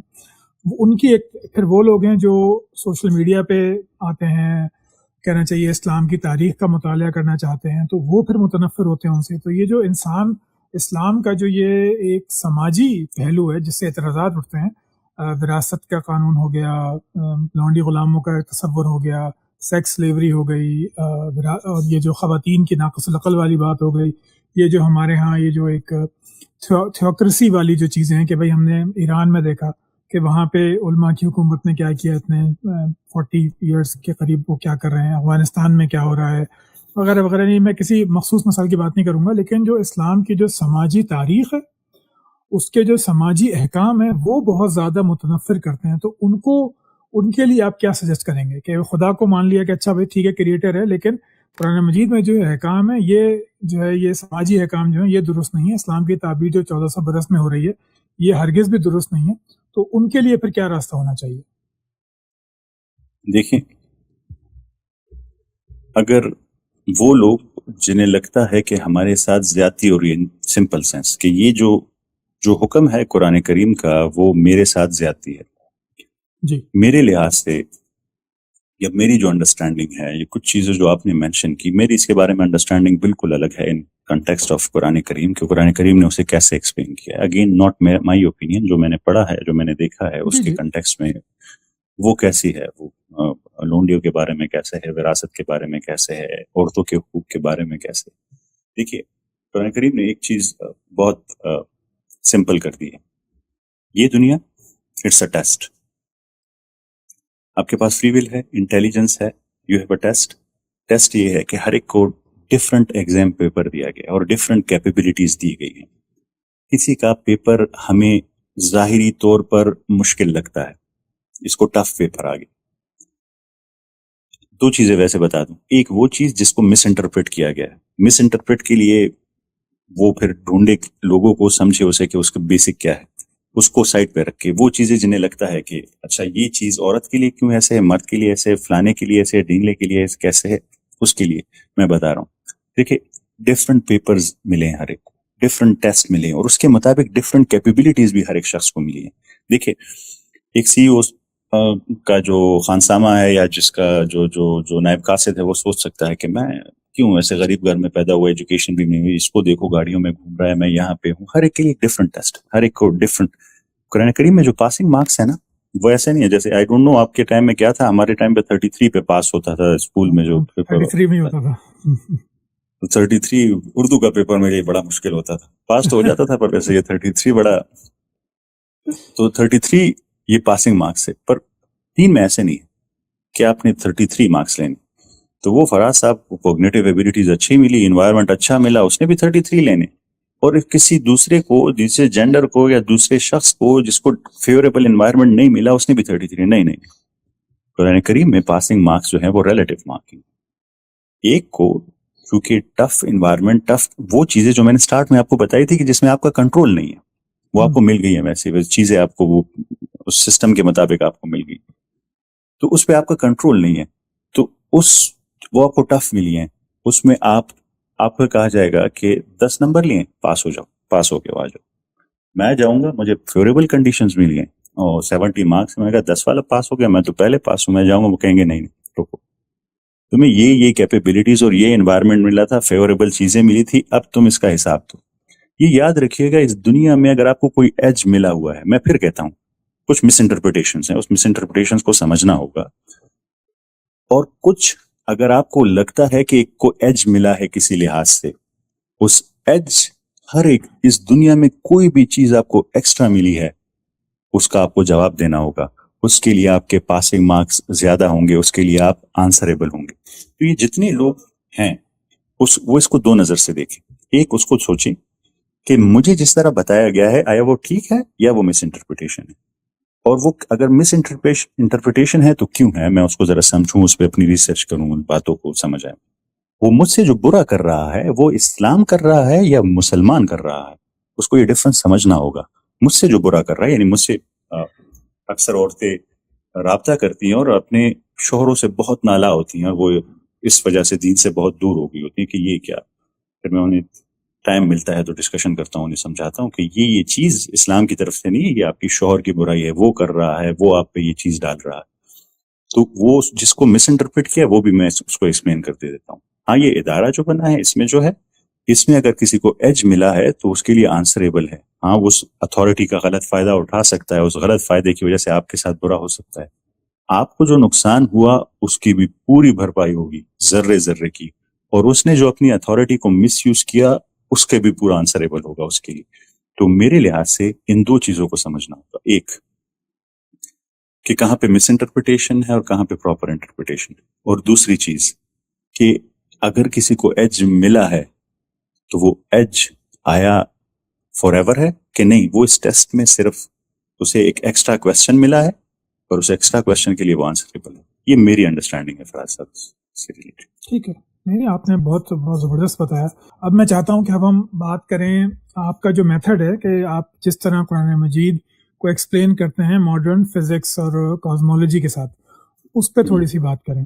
تو جب آپ قرآن مجید کی کوئی آیت پڑھتے ہیں، جیسے میں نے شروع میں سورہ طارق کا ذکر کیا تھا، اور سدرۃ المنتہا پہ میں نے آپ کی ایک تفسیر والی ویڈیو دیکھی تھی کہ وہ آپ اس کو وہ برج سے ملا رہے تھے، تو یہ سفر آپ کیسے کرتے ہیں؟ مطلب آپ نے کوئی آیت پڑھی، اس کا روٹ ورڈ آپ نے بتایا، آپ نے دیکھا، تو روٹ ورڈ انالیسس سے ماڈرن کازمولوجی یا ماڈرن فزکس تک آپ کس طرح پہنچتے ہیں، یعنی کن اسٹیپس کو فالو کر کے آپ وہاں تک پہنچتے ہیں؟ اچھا، سب سے پہلے وہ جو میں جس مین چیز کو فالو کرتا ہوں نا، قرآن کریم کی آیت ہے فلا یتدبرون القرآن، قرآن کریم میں 2 جگہ یہ دبر سے نکلا ہے۔ دبر جو ہوتا ہے نا، وہ کچھ چیزیں سامنے ہوتی ہیں، کچھ بیک پہ ہوتی ہیں۔ دبر وہ ہوتا ہے کہ اس کی پیچھے والی لیئرز کو بھی ڈھونڈو کیا ہے، صرف سطحی انفارمیشن نہیں، اس کے پیچھے بہت اور ایک ڈیٹیل ہے، تو وہ دبر وہ ہوتا ہے جو اس کا پیچھا کرتا ہے، اس کی وہ ڈیٹیل انفارمیشن کو سرچ کرتا ہے۔ تو ہمیں یہ کہا گیا ہے کہ ڈھونڈو، اس میں کچھ ہے، اس میں راز پڑے ہوئے ہیں بہت سارے۔ تو میرا میتھڈ جو ہوتا ہے وہ اس لحاظ سے سٹارٹ ہوتا ہے، اس کو میں سمجھتا ہوں۔ دوسری چیز، پھر میں کنٹیکسٹ کو دیکھتا ہوں، یہ آیت کہاں بیان ہوئی ہے، اس سے آگے کون سی آیت ہے اور اس کے پیچھے کون سی آیت ہے، وہ کیا بیان کر رہی ہے۔ دیکھیں، مجھے بالکل بھی اندازہ نہیں تھا اس کا سورہ واقعہ کا۔ سورہ واقعہ میں پڑھ رہا تھا تو اس میں 60 کے بعد 4 سوال قرآن کریم پوچھتا ہے۔ افرأیتم ما تمنون، کیا تم نے کبھی اس نطفے پر غور کیا ہے جس سے تم پیدا ہو جاؤ؟ پھر دوسرا، وہ سیٹ پر، تم نے کبھی اس سیٹ پر، اب میں یہ آپ کو بہت جینوئنلی بتا رہا ہوں، مجھے کچھ نہیں پتا تھا، سائنٹیفک کچھ بھی نہیں پتا تھا اس کا کہ یہ کیا ہے، یہ کیوں یہ پوچھ رہے ہیں، پر مجھ میں تجسس پیدا ہوتا ہے۔ اللہ تعالیٰ جب بھی قرآن کریم میں سوال پوچھتے ہیں، مثل کہتے ہیں، آیت کہتے ہیں، عجب کہتے ہیں، قسم کا ذکر ہوتا ہے، میں الرٹ ہو جاتا ہوں، بالکل کچھ ہے یہاں۔ تو افرأیتم ما تمنون، تم نے کبھی وہ ڈراپ، سپرم کا ڈراپ، اس کے بارے میں سوچا ہے؟ دوسرا، وہ سیڈ جس سے یہ پودے بنتے ہیں، درخت بنتے ہیں، اس کے بارے میں سوچا ہے؟ تیسرا، وہ پانی جو تم پیتے ہو اس کے بارے میں، اور فورتھ تھا وہ آگ جو تم جلاتے ہو اس کی لکڑی کے بارے میں پوچھا۔ یہ 4 چیز کرتے ہوئے ہم پیدا کرتے ہیں، وہ اسی طرح سوال ہے نا پورا وہ۔ جی، یہ فل یہ ایک سلسلہ، یہ 4 سوال ہیں بیسکلی۔ اور ان 4 سوالوں کے بعد ایک قسم کا ذکر ہے، اور عظیم قسم کہا اسے، صرف قسم کا ذکر نہیں کہا اسے، ایک عظیم قسم کہا. جیسا میں نے آپ کہا کہ قسم کا ذکر مطلب ہے امپورٹنٹ چیز، تو جس کسی کو عظیم کہا تو بہت امپورٹنٹ ہے. اب قرآن کریم نے ایک قسم کو عظیم کہا، اور اسی کو کیوں عظیم کہا، اور ان 4 سوالوں کے بعد کیوں؟ تو وہ ہے فلا اقسم بمواقع النجوم ستاروں کے ڈوبنے کی لقسم جگہ. وَإِنَّهُ لَقَسَمٌ لَوْ تَعْلَمُونَ عَظِيمٌ. اور پھر دیکھیں نا، یہ قرآن کریم کی خوبصورتی ہے کہ یہ نہیں کہا کہ اگر تم مسلمان ہو تو تمہیں پتا ہوگا کہ یہ عظیم قسم. وَإِنَّهُ لَقَسَمٌ لَوْ تَعْلَمُونَ، اگر تمہارے پاس علم ہے تو تمہیں پتا چلے گا کہ یہ ایک عظیم قسم ہے. تو جو میں آپ کو بات سمجھانے کی کوشش کر رہا ہوں نا، میں کنٹیکسٹ کو دیکھتا ہوں، لنک کی چیز کو دیکھتا ہوں. 4 سوال پوچھے، پھر اس کو قسم کا کیوں. میں آپ کو اپنی کیفیت بتا نہیں سکتا کہ جب میں نے یہ پڑھا اور مجھے نالج نہیں تھا، میں اتنا بے چین رہتا ہوں پھر کئی دنوں تک کہ یہ کیا کنیکشن ہے اس کا، 4 سوال کیوں. اور اس کا مجھے اس ٹائم نہیں پتا تھا کہ ایک ستارہ، بہت بڑا ستارہ جب مرتا ہے تو سپر نووا کے ذریعے تو اس کے 2 کورز بنتے ہیں، ایک انر کور بنتا ہے، ایک آؤٹر کور بنتا ہے. انر کور سے نیوٹران سٹار بن جاتا ہے، اور اگر بہت ہیوی ہو تو بلیک ہول بن جاتا ہے، اور آؤٹر کور سے جو ہے وہ نیبیولا بنتا ہے. وہ نیبیولا میں وہ تمام کیمیکل ایلیمنٹس ہوتے ہیں پیریوڈک ٹیبل میں جو ہمارے پاس ہیں، وہ تمام ایلیمنٹس دھوئیں کے شکل میں ہوتے ہیں. پھر گریوٹی اس ڈسٹ کو، اس نیبیولا کو دباتی ہے تو اس سے ہمارا پلانیٹری سسٹم بن جاتا ہے. تو یہ جو سپرم ہے، یہ جو ووڈ ہے، یہ جو پانی کا آکسیجن جو ہے، ہائیڈروجن تو پہلے ہی بن گیا، اور جو لکڑی کا کاربن وغیرہ ہیں، یہ تمام چیزیں اس سٹار کے دھماکے سے، اس سٹار کے مرنے سے بنی، اور اس سے پھر نیبیولا بنا، پھر گریوٹی نے اسے دبایا، پلانیٹری سسٹم بنا، اور یہ تمام چیزیں میں نے یہ کنیکشن جیسے نوٹ کیا مجھے اطمینان مل گیا. فلا اقسم بمواقع النجوم، اور اسے عظیم قسم کہا. پھر اس کے جو انر کور تھا وہ تو ایک اور ہی کہانی ہے، بہت آگے نکل جائے گی، پھر ہم سورہ طارق اور اس پہ چلے جائیں گے. پر میں آپ کو صرف یہ سمجھا رہا تھا کہ میں کنٹیکسٹ کو دیکھتا ہوں، روٹ ورڈز کو بھی دیکھتا ہوں، کنٹیکسٹ کو بھی دیکھتا ہوں. قرآن کریم چونکہ ہمیں حکم دیا کہ سوچو، غور و فکر کرو، اگر نہیں کر رہے ہو تم بدترین جانور ہو. ذرا سوچئے نا، کون سی بک نعوذ باللہ اگر سچ نہ ہو تو آپ کو چیلنج کرے گی کہ سوچو، نہیں سوچو گے تو تم بدترین جانور ہو. سوچو. میں مجھ میں اگر غلطی ہو نا تو میں کسی کو ایسے چیلنج نہیں کروں گا، نہیں، بیٹھو سارے اس کو پروف کرو کہ سوچو اس پہ ادھر. تو اس نے سوچنے پر مجبور کیا، تو میں سوچنے لگا. اسی لحاظ سے میں تدبر کرتا، دبر کو فالو کرتا، کیا میننگ ہے اس کے نیچے، اس کے کنٹیکسٹ کو دیکھتا، اس کی آگے کی آیت ہے، اس کی پیچھے کی آیت ہے، اس کے روٹ ورڈز کو، اور پھر اس مقام پر پہنچتا. پھر اس کے بعد جاتا میں ایکوائرڈ نالج، پھر سمجھتا کہ ستارے کے ڈوبنے کی جگہ کیا ہے، اسپرم کی کمپوزیشن کیا ہے. پہلے تو میں نہیں پتا کیمیکل کمپوزیشن کی بات ہو رہی ہے، کس چیز کی بات ہو رہی ہے، واٹر کی کمپوزیشن کیا ہے، ووڈ کی کمپوزیشن کیا ہے، سیڈ کی کمپوزیشن کیا ہے. تو یہ میرا طریقہ کار ہوتا تھا چیزوں کو سمجھنے کا. پہلی بات تو یہ کہ جب ہم اسلام، قرآن مجید جو ہے وہ مسلمانوں کی توجہ کا مرکز کئی صدیوں سے رہا ہے، تو آپ کے خیال میں جو آپ کی ریسرچ ہے، جو آپ کا میتھڈ ہے، اس سے آپ کو کیا لگا کہ ان 14 صدیوں میں قرآن مجید پہ اس انداز سے غور و فکر کیوں نہ ہو سکا؟ کیونکہ کازمولوجی میں مسلمانوں نے بہت کام کیا، فزکس میں بہت کام کیا، ایولیوشن کی تھیوری بھی کئی مسلمانوں نے شروع میں پیش کی، لیکن قرآن مجید کسی کا بھی، جتنی میری معلومات ہے، کسی بھی سائنسدان کا مرکز نہیں تھا. کسی بھی سائنسدان نے، چاہے وہ کوئی بھی ہو، ابن مسکویہ ہو، ابن رستو، کوئی بھی ہو، ابن شاطر ہو، کسی نے بھی کبھی یہ نہیں کہا کہ یہ چیز مجھے قرآن سے ملی ہے. اس کو آپ کیا دیکھتے ہیں کہ اس کی وجہ کیا یہ تھی کہ ہمارا سیاسی ماحول ایسا نہیں تھا، یا اس کی وجہ یہ تھی کہ اس وقت انسان کا علم جو ہے وہ اتنا آگے نہیں پہنچا تھا کہ ان آیات کے معنی واضح ہو سکیں، جیسا کہ آپ کو آج واضح لگتا ہے؟ اس کے بارے میں میرا اوپینین تھوڑا ڈفرینٹ ہے. جس دور کی آپ بات کر رہے ہیں، گولڈن ایج کی، وہ دور جس میں اسلام ریسرچ میں بڑا آگے تھا، میرے اس کے بارے میں یہ انڈرسٹینڈنگ ہے کہ وہ آگے اس لیے تھا کہ وہ قرآن کریم کے لٹرل حکموں کو فالو کر رہا تھا. جو حکم تھا کہ غور و فکر کرو، تدبر کرو، جو حکم تھا کہ آسمان اور زمین کی پیدائش میں نشانیاں ہیں، یہ جو بہت سارے ستاروں کے نام عربک نام ہے، مجھے لگتا ہے اس کی روٹ کاز یہی تھی کہ وہ قرآن کریم کو سمجھتے تھے، وہ اس پر کام کرتے تھے اور اس سے آگے لے کے جاتے تھے. جب قرآن کریم کہتا ہے کہ تمہاری اپنی جانوں میں نشانیاں ہیں، تو ابن سینا جب میڈیکل بک لکھتے ہیں تو وہ ضرور اس میں سے انسپریشن لکھتے ہیں کہ ہاں ہماری جانوں میں نشانیاں ہیں, وہ اسے اسٹڈی کرتے ہیں. اس لیے ان کی کتاب 700 سال تک یورپ کے میڈیکل کالجز میں پڑھائی جاتی ہے. القرزامی کو لے لیں, ابن ہیشم کو لے لیں, الطوسی کو لے لیں. میں تو یہ سمجھتا ہوں, جو میرا ڈفرنس آف اوپینین ہے, کہ ان سب نے یہ کام شروع ہی اس لیے کیا کیونکہ انہوں نے قرآن کریم کو پڑھا ہی اس لحاظ سے.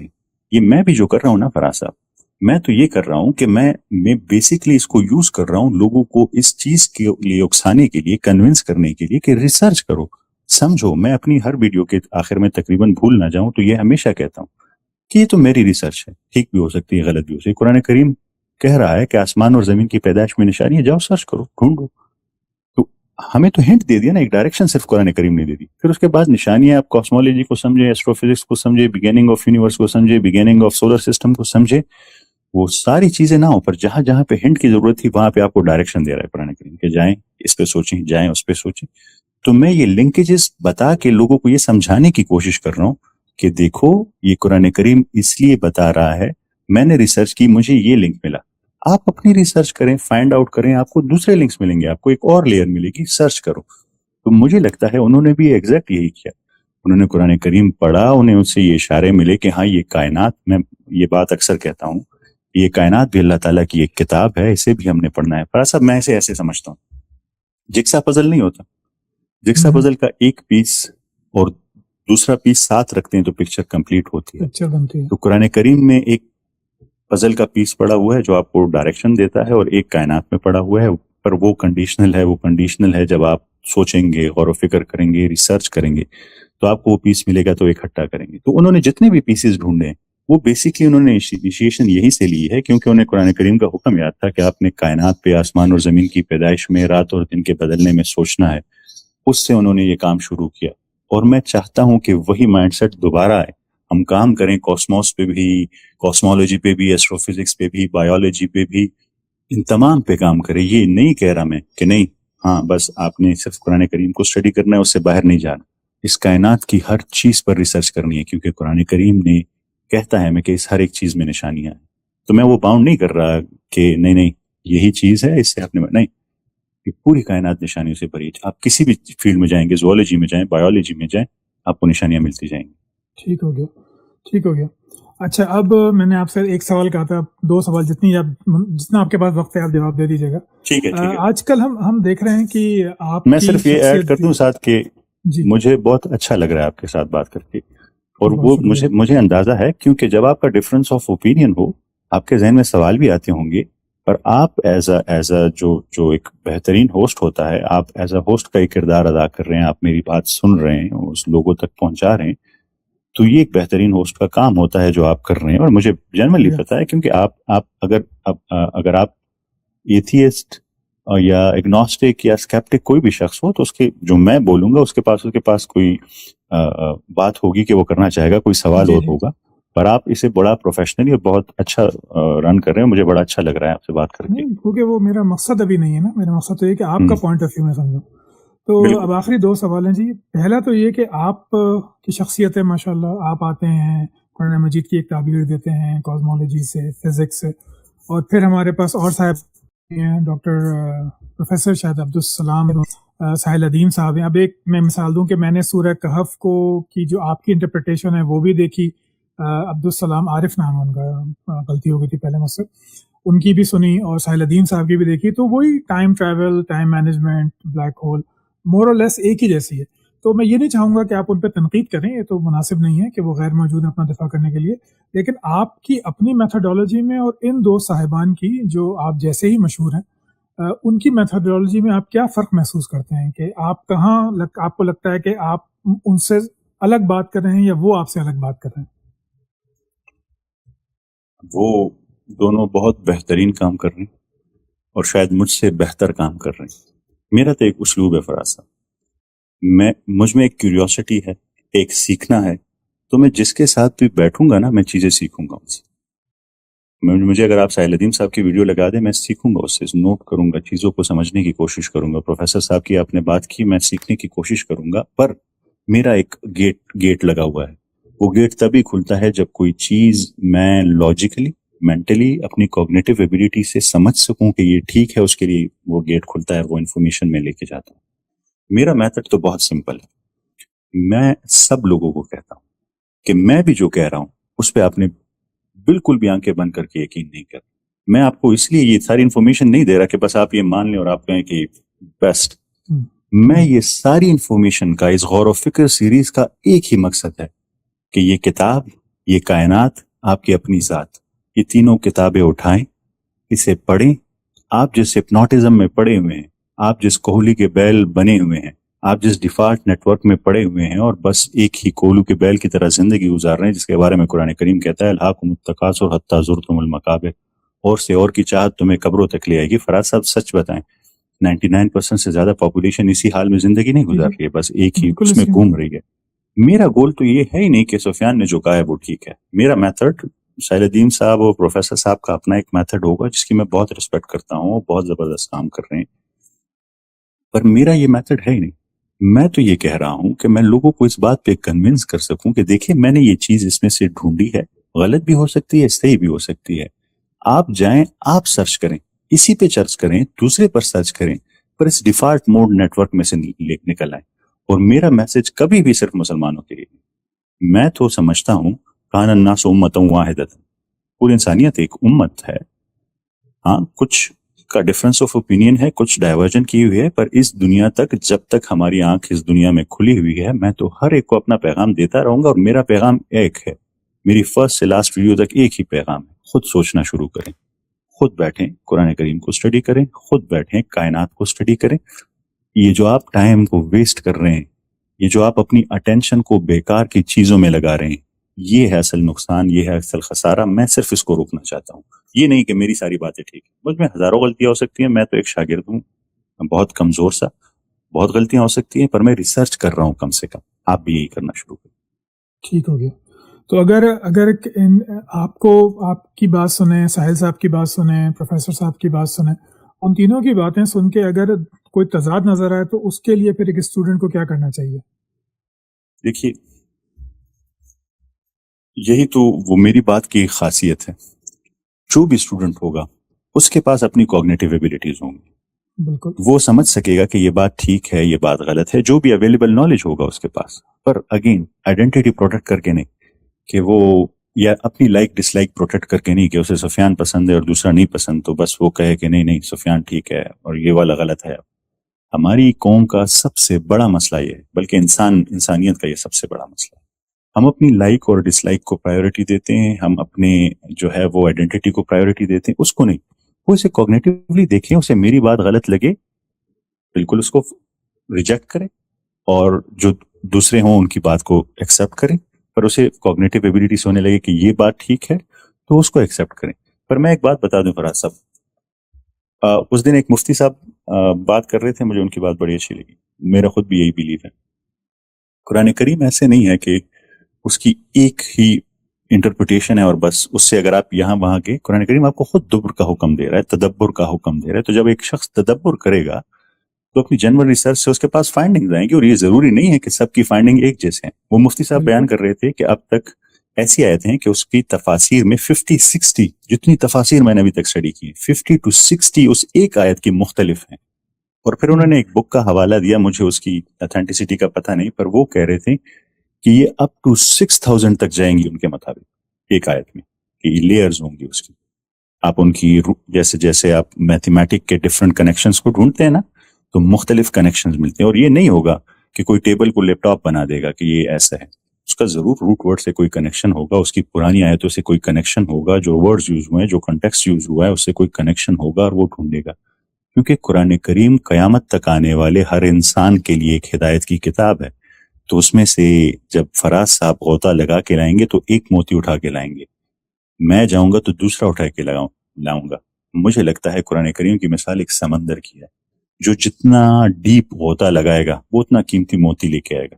तो it's up to the person कि वो उसे कैसे अप्रोच करता है। अब बिल्कुल आखिरी सवाल आपसे कि आप कुरान मजीद का तारुफ जो है एक ऐसे इंसान से जो कि एक कल्चरल मुसलमान है, जैसे कि कभी आप भी थे, मैं भी था, یا ایک نان مسلم سے یا ایک ایتھیسٹ سے اسکیپٹک سے کس طرح کروائیں گے؟ یہ سوال میں پوچھ لے رہا ہوں کہ میں ایک گفتگو سن رہا تھا ساحل صاحب کی، تو وہ کہتے تھے قرآن از اے بک آف ایسٹرو فزکس.